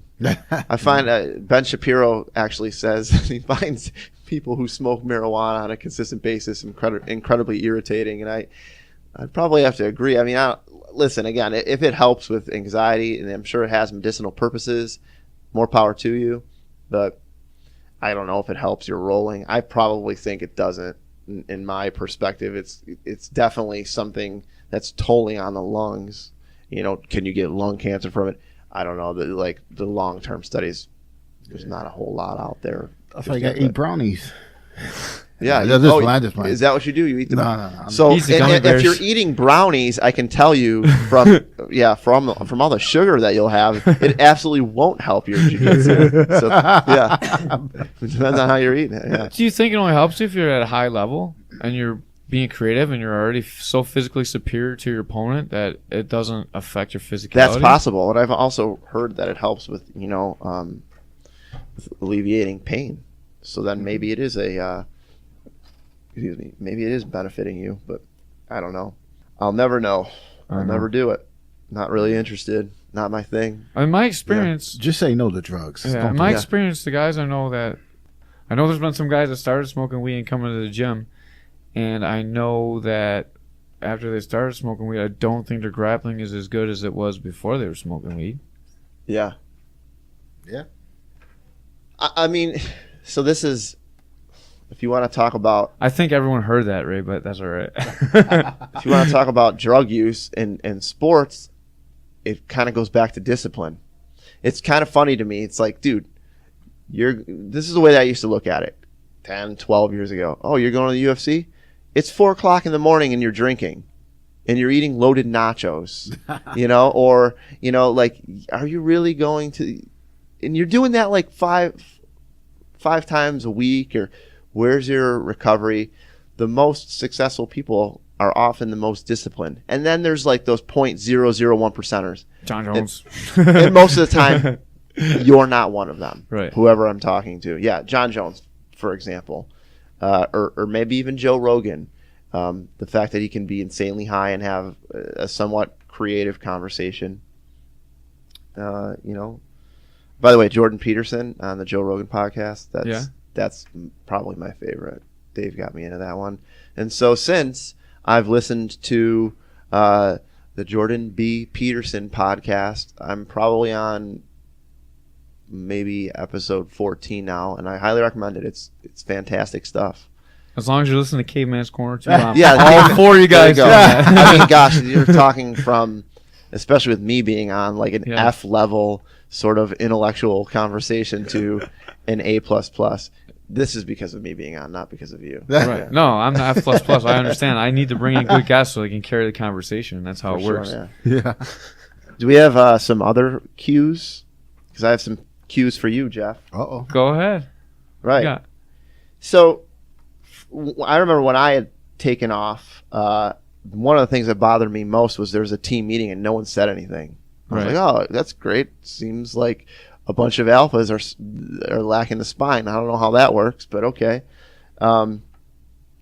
since that though, like I know that there's still issues that go on. Are you outspoken? Do you have moments where you're like, hey, this is something that I disagree with and I'm taking a stance on it? Or is it just meal ticket, I'll keep my mouth shut? Not necessarily just for you, but just in general for coaches. Because for me, we're building the community. We're rebuilding the martial arts community. And the way that I look at it, in the last, prior to jiu-jitsu, truthfully, it's been a lot of jokers. And as we rebuild, we need to have higher standards. We need to set expectations that if you can't meet, sorry, so. All right, I like how you threw me under the bus there. No bus throwing, yeah. I love this. This is good. This is what my guests should be doing. I like to be thrown under the bus. What are you speaking about specifically? I mean, I'm sure there's always incidents at a gym with a lot of testosterone. Are there points where it's not just you're having a really casual conversation, but you're saying this is ridiculous and we need to take a stand on this? Are there moments in I've had these moments, career? But I don't. Here's the thing: I'm not the head coach of the program that I'm in right now. Right. Dub's the coach. Yeah. So what I do is when I have a problem, I sit down, I talk with Dub, and I tell him my thoughts on the problem. Sometimes he addresses it, sometimes he doesn't. Sometimes my problems aren't the same as his problems. Sure. Right. If he doesn't address the problem, I don't vocally go against him. I do try and talk to people that are having a problem on the side without making a big deal about it. Because as I said, to me personally, if I don't say anything, I'm a coward. So I will talk to the person. Right. And I've talked to, I don't want to throw Bubba under the bus, but I talked to Bubba a couple of times about what's going on. And he's like, oh, dude, you're a dick or whatever. But then we talked it out and we were both cool with it. Stuff like that. And it's just how it goes sometimes. But not being a coach, I don't think me going against the program helps anybody. I think it just makes a bigger rift between teammates, and it starts to bring people apart in a sport where we need to be together with each other. I'm speaking to the MMA team specifically. I mean, I think it's a little bit different than jiu-jitsu because we are going in there, could end up dead someday, and I want the guys to be able to go in there and perform. I do stress my beliefs to the guys, but I mean, there's only so much I can do as a person. I think we're in an interesting point in life where there's a lot of chaos. I keep rehearing that theme, and there's a lot of really established and intelligent opinions on things, and I think that what's being questioned often is like leadership from just one person, right? And I don't know if that's the right way, and it's not putting anybody under the light here, but it's just more, it's a tricky thing. And I get it too. When you have a business to run and you're doing the business making decisions, there is more weight there. But I don't know. I mean, there's a lot of things that happen, and I think that's also why I felt offended at times. It was like, you're threatening me? Like, I'm a pretty easygoing guy. Like, why am I being threatened? That dude over there, do you know what he's up to? Like, and I never actually said that guy and here's his name and things like that, But for me, it was always just, you hold me this incredibly high standard that I meet for the most part, 95% of the time, and that other person, they get an F. Well, so if you're speaking specifically of Mike, I've talked to him about some stuff that he actually went and changed about some things that were going on at the gym that I didn't think were right. Yeah. And at some points, he didn't know that some of the stuff was going on that was going on. And we brought it to his attention, and he fixed what was going on. Yeah. I mean, I'm not speaking specifically to him. I guess I'm just questioning. All right, I'm kind of like thinking. I kind of wasn't sure where we were going with this, so I wanted to make sure that we're not being too veiled with each other. I mean, we can just say whatever we want to say. Sure, I understand. I guess what I'm talking about is, like when you had said, well, when there's issues, I'll bring it up, but for the most part, like I'm not the head. Right. And there are some times where I'm thinking, in my life, the circumstances that have happened where I'm like, I got to make a decision. I'm not even like the second or third head. I'm like the HR guy. Are you? Yeah, you just yell when people come in. I get all confused. Yeah, that's my job. I'm just a hype guy, man. That's all I do is I get people hyped up. Yeah. That's my extent as a coach. all right, dude. Yeah. Here's what you're gonna do. Guy. Yeah. You're gonna go in there and you're gonna kick their ass. Yeah. How you gonna do it? Ask him. He's gonna show you. Yeah. Oh, there's a lot of like valuable moments though from that place that I miss, and I just think that I had to call it a day. Right. Close up that chapter and start a new one, and I appreciate that you appreciate the fact that we're just trying to grow and expand. I think our passions lie in a little bit different areas too. I'm as passionate about MMA as you are about jiu-jitsu. Yeah. And I don't know. To be honest, if I was looking to go to a competitive jiu-jitsu gym, to just do not even just do IBJJF, to just do gi jiu-jitsu, right, I would probably go to your place and train. I probably would. Yeah, and you had a little bit of a slip there with the IBJJF. We've taught things that aren't really IBJJF friendly, but just because that helps people. That helps people, right? And then I wanted to get away from that because that's not even the truth. Because you're more than that. You guys are definitely jiu-jitsu oriented. If I was going anywhere to train with a gi, to do a tournament, I would probably train with you guys. If I wanted to be at the highest competitive levels right now in Buffalo. Right. And I don't even want to necessarily be just like a competition school, just so that it's clear. We have plenty of people that I don't think are going to be, You'd be surprised, man. Those are the guys that come out of the woodwork and they're like champions sometimes. Yeah, they do surprise you, right? And I mean, even from a, like, perspective of what do you want to do? What are your goals? Like, I'm not necessarily thinking, I got to have a world champion. And I think that was a big directive of, like, we want a guy that goes to the UFC. That was such a heavy directive that I felt like there was a lot of other successes not being recognized. And listen, I don't live on social media, so I'm not that guy that was like, I want to be thanked. Like, I got to be on this Instagram, thread or whatever. So, well, I think the sports themselves go to different levels of recognition, too. They do, yeah. I mean, a lot of the guys in MMA, not to be ignorant, but some of them are doing it just to get that recognition. Some of them just want to be the greatest in the world and be recognized for being good at fighting in a cage, whether it's the greatest amateur or onto professional level or whatever. And some of the people, that's the biggest thing they're going to accomplish in their life is going in that cage and getting a win. And that's just how it's going to be for some people. Me. I hope that that's not the case for anyone.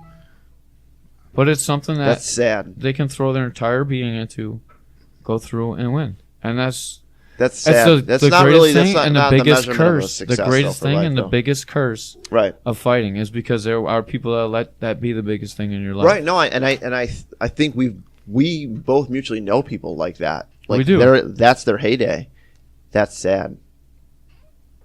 Your biggest success in your life, and the fact that you're a coach, and the fact that, like, you have a lot of kids that look up to you, that's amazing. Right. But your cage moments, like, come on. I think that was also what was happening too. It was like all these, you don't know what happens when someone locks the cage and then you're spitting and the other guy's spitting. and I'm like, okay, I mean, I get that. I get all that. But maybe that's not what my directive. Maybe, like, the primitive piece of me I want to keep locked far, far and away.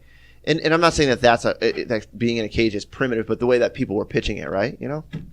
So, but man, you're right. Some people view that as like their biggest moment of success. I think we're building better people. And if that person wins and then they go and they have the confidence to talk to the girl that they've had a crush on, and then they get married and they lead, a successful life. Like, that's awesome. It sounds dumb. That's awesome. But it does happen. Right. Yeah. Or you've been put down so much in your life, like violence is the only thing you understand. Mm-hmm. And then you get good at it and it changes you as a person. It does make good people. It can turn people into good people. I truly believe that. Yeah. I think it's funny. That's kind of why I did pretty well with jiu-jitsu. Is like violence was a really reoccurring theme. And look at Dan Holly, man. Yeah. That's who the guys we came up with. He was not, I can honestly say this, he wasn't a great person, but he was a good fighter, Yeah. And maybe if he made it big enough, it could have changed his life, He wasn't disciplined enough. No, he wasn't. And I want to be clear with that too, because if people do look up to me, that's what you're going to need. And I'm not saying you need to become insane, but I'm saying that you need to get the adequate rest not be so preoccupied with how you're perceived online. You need to eat the meal that you don't want to necessarily eat because it's going to help you recover better. All these things, it's the harder path. And I have my successes are because I have a proclivity of choosing the harder path sometimes. And, hopefully that's influential for others, and that's also too, like, not being a butthole when you're dating someone and this is no one in particular and you disagree with them, being the bigger person, being quiet about it. Why are you looking at Ray? That's me right there. Yeah. Yeah. Everyone's looking at Ray. Compromising, all that Yeah. stuff. Ray, I'm not looking at you, dude. Yeah, I can't look at you. You got tinted glasses on. He must have listened to the LFL football girl. He knows about you now. I gotta get in a diet, and I gotta let the girl, have her agree with her, even though I feel different. It's weird too how, like, everybody creates additional pressure on that. Like, I gotta cut weight and I gotta eat healthy, and now I'm pissed off. And Wait. yeah. Ray needs to eat healthy. He needs to get away from Burger King. Yeah. He's got to stop eating that crap. It's going to kill him. So Please don't when discourage we're him done, from it's that. pretty hot outside. Let's have him run alongside the car. Goonie style, will lock his hand to the bottom of the roll down window. No, he can be heavy. He just needs Yeah. to eat healthier food. That's all Yeah. I'm saying. All right, Ray. I can hear the corner talk. All right, Ray. You got 6 seconds to knock this guy out. After that, boo. No, I'm just kidding. Caveman makes it 3. Yeah. 30 seconds. I gave him 30 seconds. 30 in seconds? the Okay. last one. Yeah. Take your knuckles, line them up with your knees. Oh man. Yeah. So, what do you think about MMA as a sport? Do you really think it's just a waste of time? I don't think it's a waste of time. I think, though, that it can create a very empty person. And it's very dangerous from a virtue standpoint. I think that using it, just like using martial arts as like a complete ideology, is an enormous problem. Because it's not. And but I certainly can see it building confidence. Confidence is a funny thing, right? Because it's like, we're all human beings, and we're all like, we have points where we're at a very, very low point and a very, when very high Spagata point. beats you, I know. That Dave Spragata. Fucking Spagata. And he's good looking. Yeah. And he's got nice haircuts. He gets his haircut, like, I swear, like every other week now. Flores gets his haircut every week too. Oh, dude. Yeah. Oh, man, I wish I had hair. All right, let's go back to MMA. I'm sorry. What does Flores You're call it? A impressing shape up? Is it a shape up to him? You gotta get tune up, shape Yeah. up. Shape up. For the first time I heard that term, I loved it. I was like, dude, you're like a bush. But yeah, so I don't know. Don't get me wrong. I think that there are really nice qualities that you can draw from being an MMA fighter. But sometimes I think too that it's like they're putting off this. It's like a big game, charades, or not necessarily charades, but like what's that quote? All men are frauds, but some are willing to admit it, and some aren't. Like, I think to get to that top 0.001%, you're probably compromising your ethics incredibly more than you once wished you were. Do you think that for sure? I think I've run into 3 personality types in MMA. Yes, I do. I'll tell you why. Because like I know that if you're married, there's no way on earth you're an effective father. Like, if you're a professional fighter, not a genuinely effective father, you might be, like the overseas father in a way. But like, come on, you got to train 8 to 10 hours a day, and then you're fried. You're totally fried. And I run into that myself too. Like, there's times where I'm doing jiu-jitsu and I'm like, all right, if I can't get home, put my kids to bed, I'm being ineffective. I understand. Yeah, right. So that's why everybody thought that I was the crazy man on the mats rolling so much, and now I've kind of changed my tune a little bit, Right. Yeah. But what if you're not married? What if you're a single guy? Then you're on Chippewa. That's true. Dressed like Ray. Oh, damn. Oh shit. Tinted glasses. I've run into three personality types in MMA that's kind of reoccurring for guys that make it at least to a high level. There's a super disciplined, regimented guys I know, like Eric Herbert, that they're people I look up to, and I think are very moral people that I would do anything for. Crew Mark Shaw, guys that are involved in fighting that look out for the fighters. Right. Then you have guys that are just insane and very chaotic. Usually the more insane and chaotic they are, the better they are at fighting because it suits their personality. That's kind of how fighting is. It's insane. It's chaotic. Why would you do it? And then there's the drifters, the guys that are skilled, but they're kind of intelligent and they realize it's really probably not something they should do, and they're just doing it for whatever reason they do it for. And they usually do a couple fights and they get out. Yeah. And I think those are the two chaotic personality and the very regimented, disciplined personality are the only two people that can really succeed in MMA. You need to be crazy like GSP, or you need to be insane like John Jones. And I think that's where your one percenters are. And you're a one percenter because you're that disciplined or you're that crazy. And I think everyone else is just spinning their wheels. Imagine not being a good BS detector, right? So I remember the first time I went to a boxing gym, I threw a punch and I probably didn't even land one single knuckle on the bag. And, the compliments that I was getting afterwards. And don't forget, I was a little guy, so it wasn't like, you had this in shape 180 pound guy showing up and, like, oh, this guy can be something. It was like I was 110 pounds right, and probably missed the bag, and you could be the next this. Now, if I didn't detect that BS, then I don't know how engulfed I would have become into that culture. It may have become, unusually so, because it was at a point where I was really looking for something, not just a passion, So, and it's funny how that transfers into, me having a gym. I noticed that some guys come in because they're looking for a new peer group, or they're coming in because they're tired of lifting weights, or they're coming in because they just want to lose 20 pounds, and they're going to lose 20 pounds faster than they thought, and then they might not be there. I don't know, so. Do you think gym culture is kind of like a gang culture in a way? Yeah. Yep. I think that, like, it turned into rats. Like, I was just reading about rats the other day, and when a rat sees a cat, and I don't mean, like, super derogatory, but when a rat sees a cat, it screams, sometimes for, like, 24 hours. And then the other rats scream too, because they're terrified based off of their rat, part of their pack being terrified. And it was like, this person said that, and this person, and I think that was like the boiling over point at at WNY, and I didn't fault. So are you saying you were the rat or the cat? That's a good question. I was Garfield. I got you there. I know. Oh, sorry to mess up your analogy. Keep going. I'm sorry. No, it's just whatever.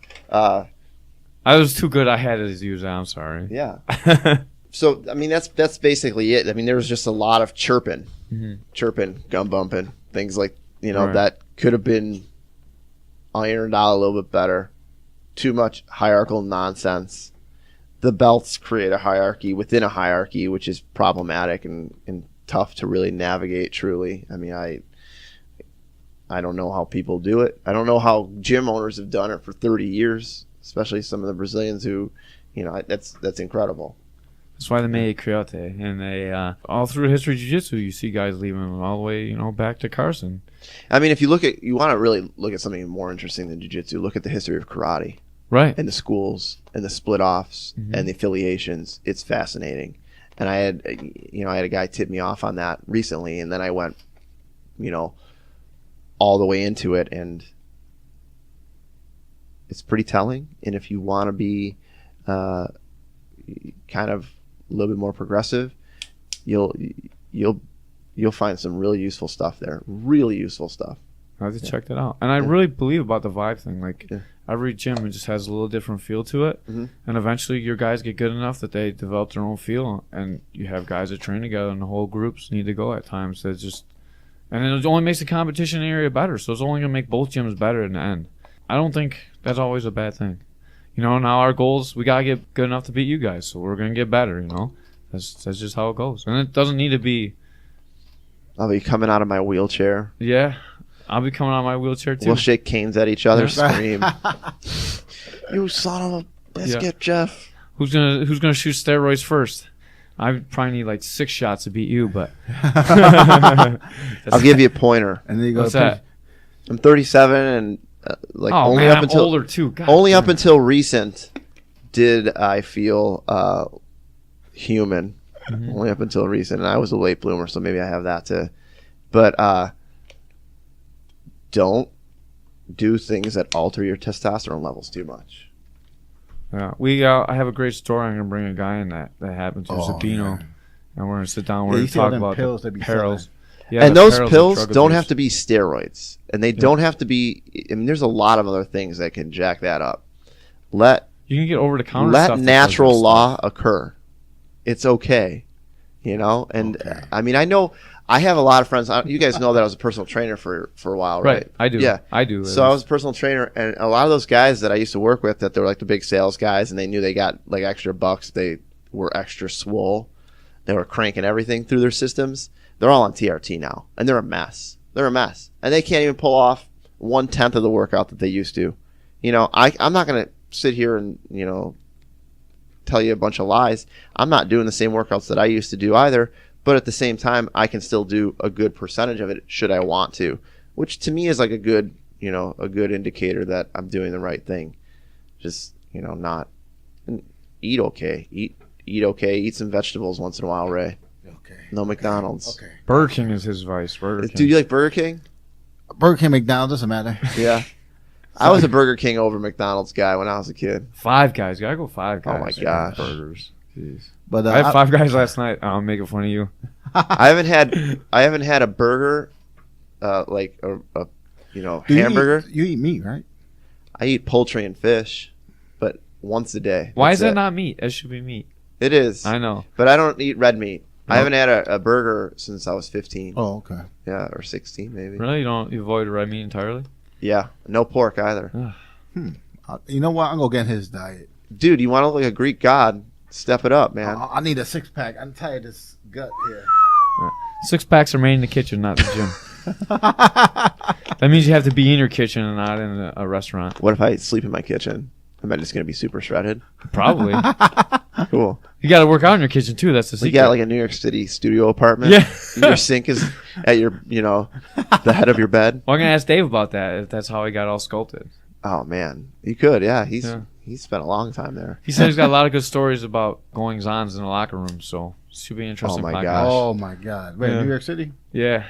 That was frightening. Yeah. I'm not like, I can be funny about being naked, but for the most part I like to be pretty to myself and not show the goods, all that stuff.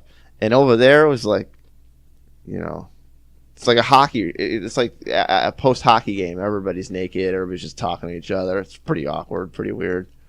Really? Yeah. Oh, that's weird. That's like the old people at the sauna. They never Yeah, put like no when clothes I- on. They just sit down. When I used to go to the taekwondo gym, everybody leaving, everybody butt naked in the gym in the locker room, and I'm like, oh my God, so weird. Wow, I think that's the least you've ever talked on a podcast. This one, right? Testicular atrophy.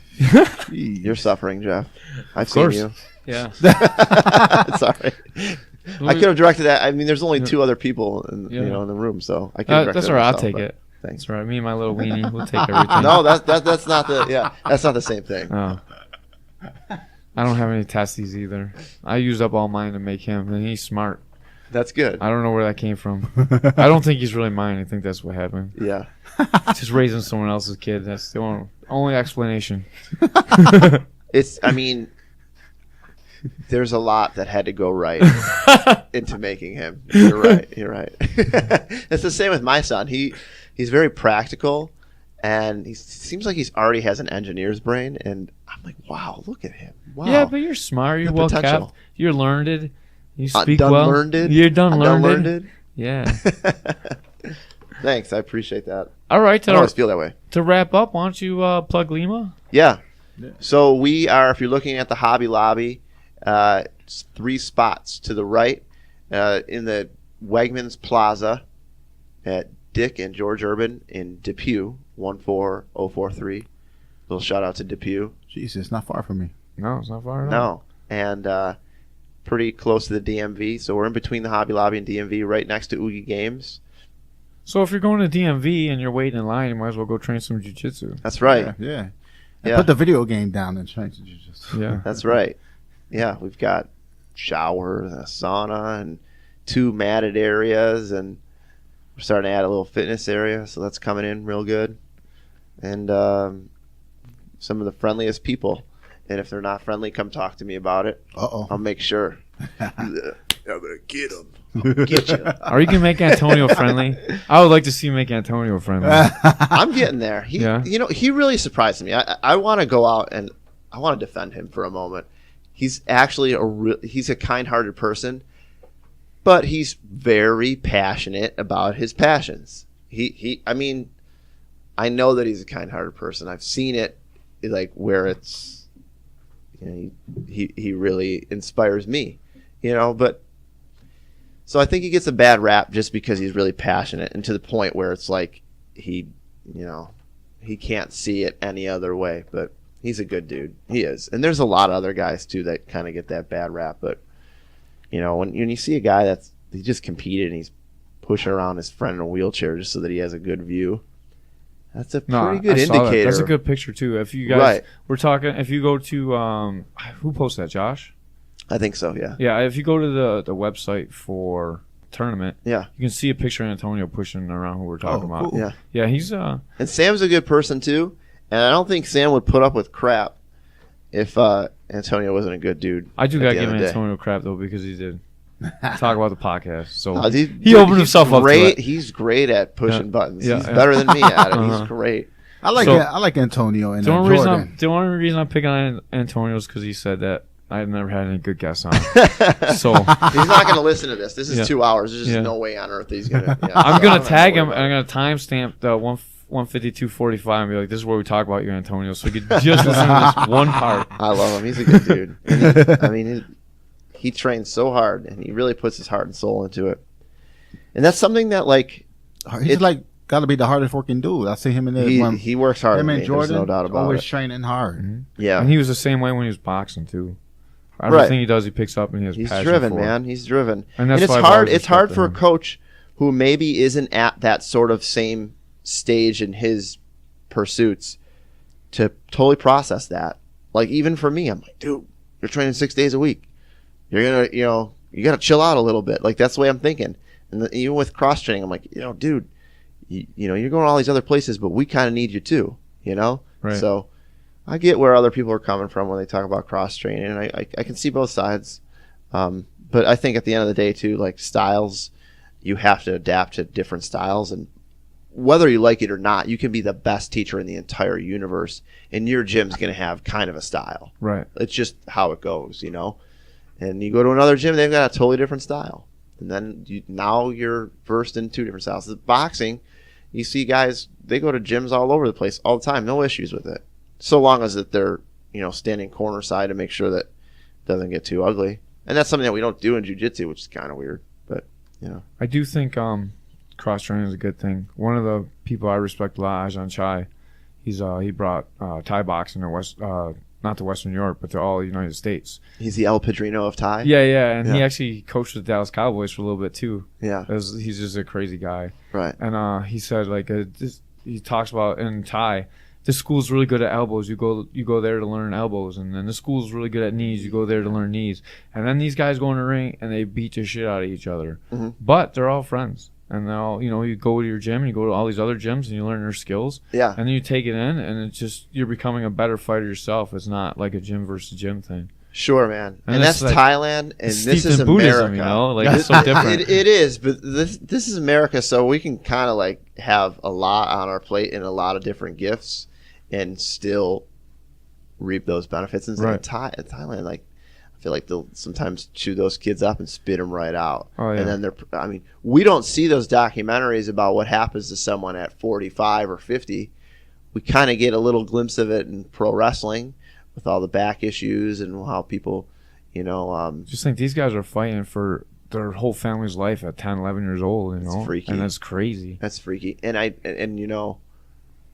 the mind can only handle so much.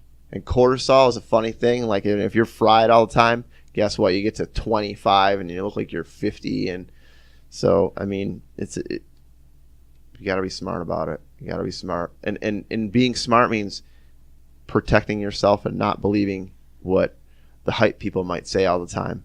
You listen to hype people. That's my job. Yo, the hype people. Yeah. You're gonna put me out of a job, Mike. I don't like that. No. I'm not saying. I mean, obviously, you're dealing with kids, and they're gonna build confidence and better discipline from you. But kids are different, than adults. Well, I've hyped the fighters too, so. Yeah, for sure. Yeah, you do. Yeah. Who's the best fighter you guys got right now? Pat still is the best fighter in the area for sure. Pat makes sure. I like Pat. Yeah. He's He's nice going dude. down to Albuquerque. Go train with For a little while or what? Just for a couple of weeks. He's gonna go down there and train. That's cool, man. Yeah. Yeah. Yeah. Oh shit. I don't know if I'm supposed to say that or not. I might have to edit that out. But- I mean, everybody knows, but I'm not sure that's that's a training secret or what. Caveman, Yeah. I was releasing the secrets. Yeah. Jackson Winklejohn, so he's going down there to train with the best of the best. And we got- had Jimmy Rivero in, dude, and he grappled him, and I thought he did very well in those rolls.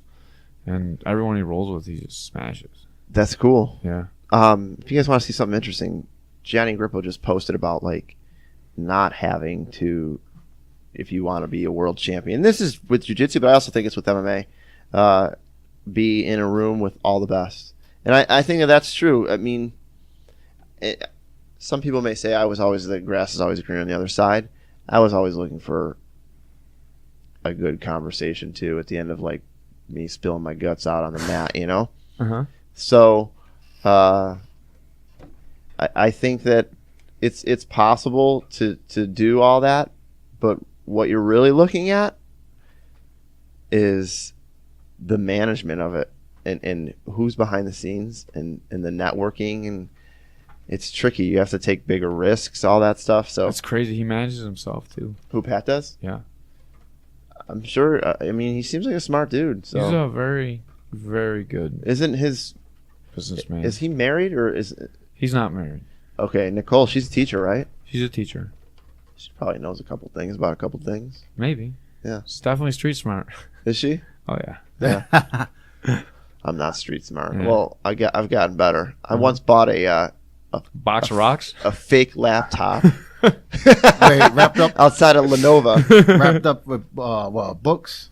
Yeah. It was from Ray. No. I know what happened. Ray, you did that? I'm gonna jump over and kill you. At my job, when I used to work at Sisters Hospital, there's my boss was he needed some money. I gave him some money, $200. He was like, I'm gonna buy this laptop. I'll pay you back. I said, all right, go ahead. Yeah.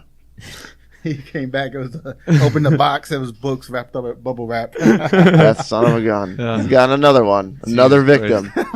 I was 17 though. I'm with my friends and I was getting ready to think about college and I was like, I'm gonna get a laptop. My parents would be so proud of me. Ran to my friend who had an ATM card, which was a big deal back then. 98, 97, Holy cow. He gave me $80. He's like, I think can he get AOL in this thing. He was laughing the whole time. Yeah, he was laughing the whole time. I think he knew, Uh-huh. but whatever. And he didn't help you? What a shitty friend. No, I'm not friends with him anymore. Oh, good. You should choke him out for that. Dude, Now you're if black I belt. see him, yeah, Yeah. he's done. Actually, I see him once in a while too. It's a small town where we live. So, John Mellencamp. Oh, jeez. Poor guy. Jeff, do you listen to music? No, I don't, honestly. I figured you don't. Yeah. Just listen to yourself talk on I do. podcasts. I just listen to podcasts. Yo, and Ray, talk call radio. me. Yo, we're on a podcast, bro. That's pretty much all I do is listen to people talk. I listen to almost exclusively talk radio. That's why I'm crazy. What kind of talk radio? I listen to everything. I listen to politics. I listen Yeah. to sports. I listen to the crazy conspiracy theory shows. I listen to a lot of those. Mhm. So, definitely out there. Speaking of that, you should listen to Caveman's Conspiracies. Bigfoot. Bigfoot. You have another one? I do have another one. Oh my gosh. I have a conspiracy theory show as well. How high do you get beforehand? I do not. I know you told me you don't I smoke. don't do any drugs. I just love it. Actually, we've debunked flat Earth. Yeah. And we debunked Bigfoot. Wow. I actually had some PhDs in for the Bigfoot one. It's some pretty intelligent conversation. Did you really? Yeah, Forrest like the smartest guy. Yeah, I have Forrest in for everyone. Forrest is you have to convince a 10-year-old of your conspiracy theory. He's a star of that one. I love that one. It's one of my favorite That's ones. awesome. That Yeah, sounds it's so fun. cool. And it's something I can do with him too. It's like I love it. Is Forrest still playing the piano? Yes, Forrest still playing piano. I've been playing the piano a lot. It's funny because it definitely doesn't mesh well with jiu-jitsu. No, the fingers. So thing. yeah, and it bothers me. Like there's times I want to tell someone like, you broke that grip a little too hard. You're gonna affect my piano playing. I'm not very good at it. Do you actually but, do the keys the right way, like how you're supposed to massage them and stuff? I'm pretty good with the touch of the keys. Yeah. I'm not good with because you're supposed to act like there's a ball in your hand. Mm-hmm. I'm not good with that. So there's not an arch in my hand as I'm playing. Yeah, Forrest gets in trouble for that all the time. He plays it like this instead Right. of like, like Yep. down. Yeah. I love it though. My brother's pretty good at it. I'm I always there. pegged you for like a guitar guy. I don't know. I played guitar for a while. Yeah. I'm I not could see you playing guitar great all at the it, time. but yeah. I just kind of got to that point where I thought you needed more money to like really experiment, like the pedals and all that Yeah. stuff. I was like, yeah, man, that's not my thing. Pedals are expensive. It's tough. Yeah. All right, man. We got to get out of here. We got to go train with Herbert in a little bit. Are you? Yeah. Yeah. Yep. Cool, man. Have fun, guys. Thanks Thank for having you. me. It's been good to Appreciate rap it. with you. I missed our talks on the mat. Oh, yeah. I missed the Saturday class, too. I used to love your Saturday class. That was a bomb. Thanks, dude. I appreciate Yeah. that. Thanks for having me. Check out Lake Effect Martial Arts if you can. Lake Effect Brazilian Jiu-Jitsu. It's lakeeffectbjj.com. Or you can email me, Michael Katilus, Katilus, @gmail.com if you're ever interested in a class. I don't know. Are some you more. a sales scam or anything, or can you give your rates right now on the thing? You don't So- have to if you don't No, want that's to. fine. Unlimited, I can edit that out, unlimited too. is 100 for now, but I'll probably be changing that shortly because I like the intimacy that we have, and Mm-hmm. we're growing pretty fast, and I want to continue to have that intimacy. Like we're getting times where we're having classes where there's 30 people, and I feel disconnected, and I don't like that. I don't care about money as much as I care about having a good connection with people. So and then we even have like once a week classes that are pretty low rate. It's like basically a mat fee times 4. So Awesome. women are cheaper, law enforcement are cheaper, students Women are cheap. What do you bar? What's that? What do you bar? Women are cheaper. Yeah, man, 2 for 1. 2 for 1. No, That's just hard. because if we want to grow the sport, right? Am I right about that? Yeah. And who wants to look at our ugly faces all the time? You should listen to Mike Schultz's podcast. We argued about women's only jiu-jitsu. I heard that actually. Did you? I like that one. Yeah. I thought Mike treaded lightly on some difficult subject matter. I like Mike. He's a good dude. That's the only problem I ever He had. eats like crap though. He does eat like crap. Oh my gosh. He eats so bad. I remember he got really, really mad at me once for chewing gum in his car, which I thought was kind of funny. That is funny. I love people's like little ticks. So After he's eating McDonald's in his car. So Schultz, if you're listening to this, Oh, he didn't like the chewing. I got you. yeah, you didn't like. I got you. Oh, you chew gum like me. Yeah. The only problem I ever had with the whole split is watching what happened between Antonio and Mike. To be honest with you, Mike. That bothered me too. Yeah. And I tried to, I wish that we could get them two back together. Even though they could get him to kiss and make up. not kiss and make up, but at least you know what I mean. I guess they talked Respect at the each other's tournament. decisions. I was told that they talked at the tournament a little bit. Yeah, them guys was always working hard together Yeah. too. Dude, we're all old. Really, what are we going to take these things to the grave? Right. How ridiculous will we look? And what woman will want to deal with that when we talk to them about, you don't understand, I hate that guy. Come on. Any, decent woman is going to be like, shut up. Go do some yard work. That sound like my girl. That's good, right? Yeah. I cut the grass yesterday. Did you? I did. How's it looking? Not good. I cut it. No? It's just like everything else. I do a hack job. Yeah. Just like this show. Do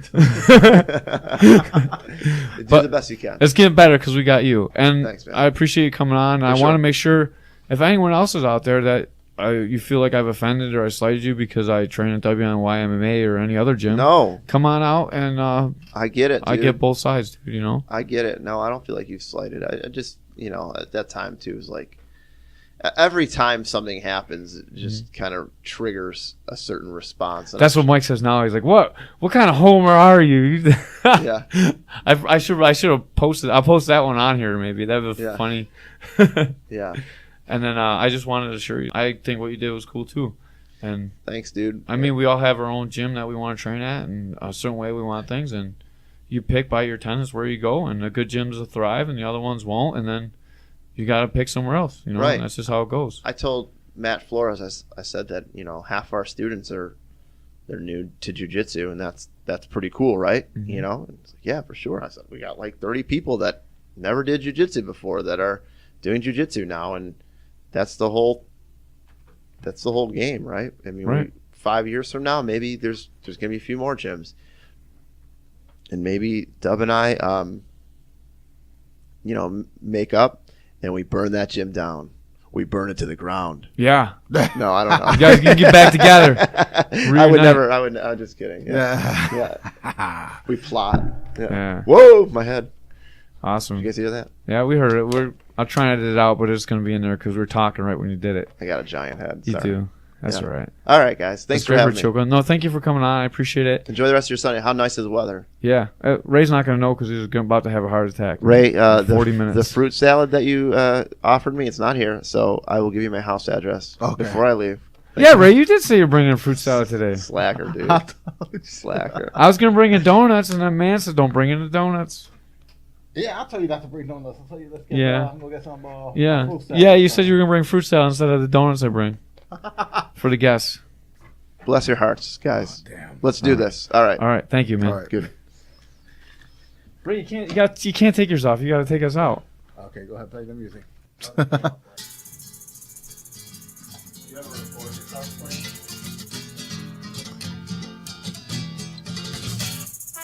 All right, fight fans. We are out of here from the Fan Doozy Studios. Peace out.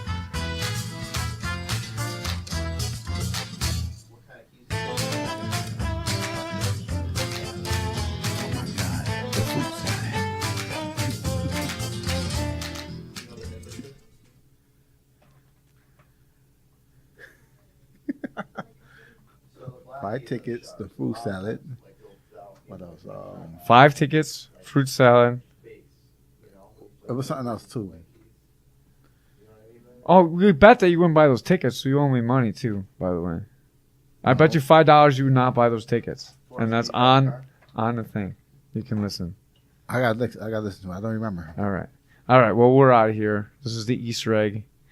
And Antonio, I finally had a guess that maybe you will listen to. Don't trash my guess. Oh, yeah. Charlie hands on. And Ray did delete your post.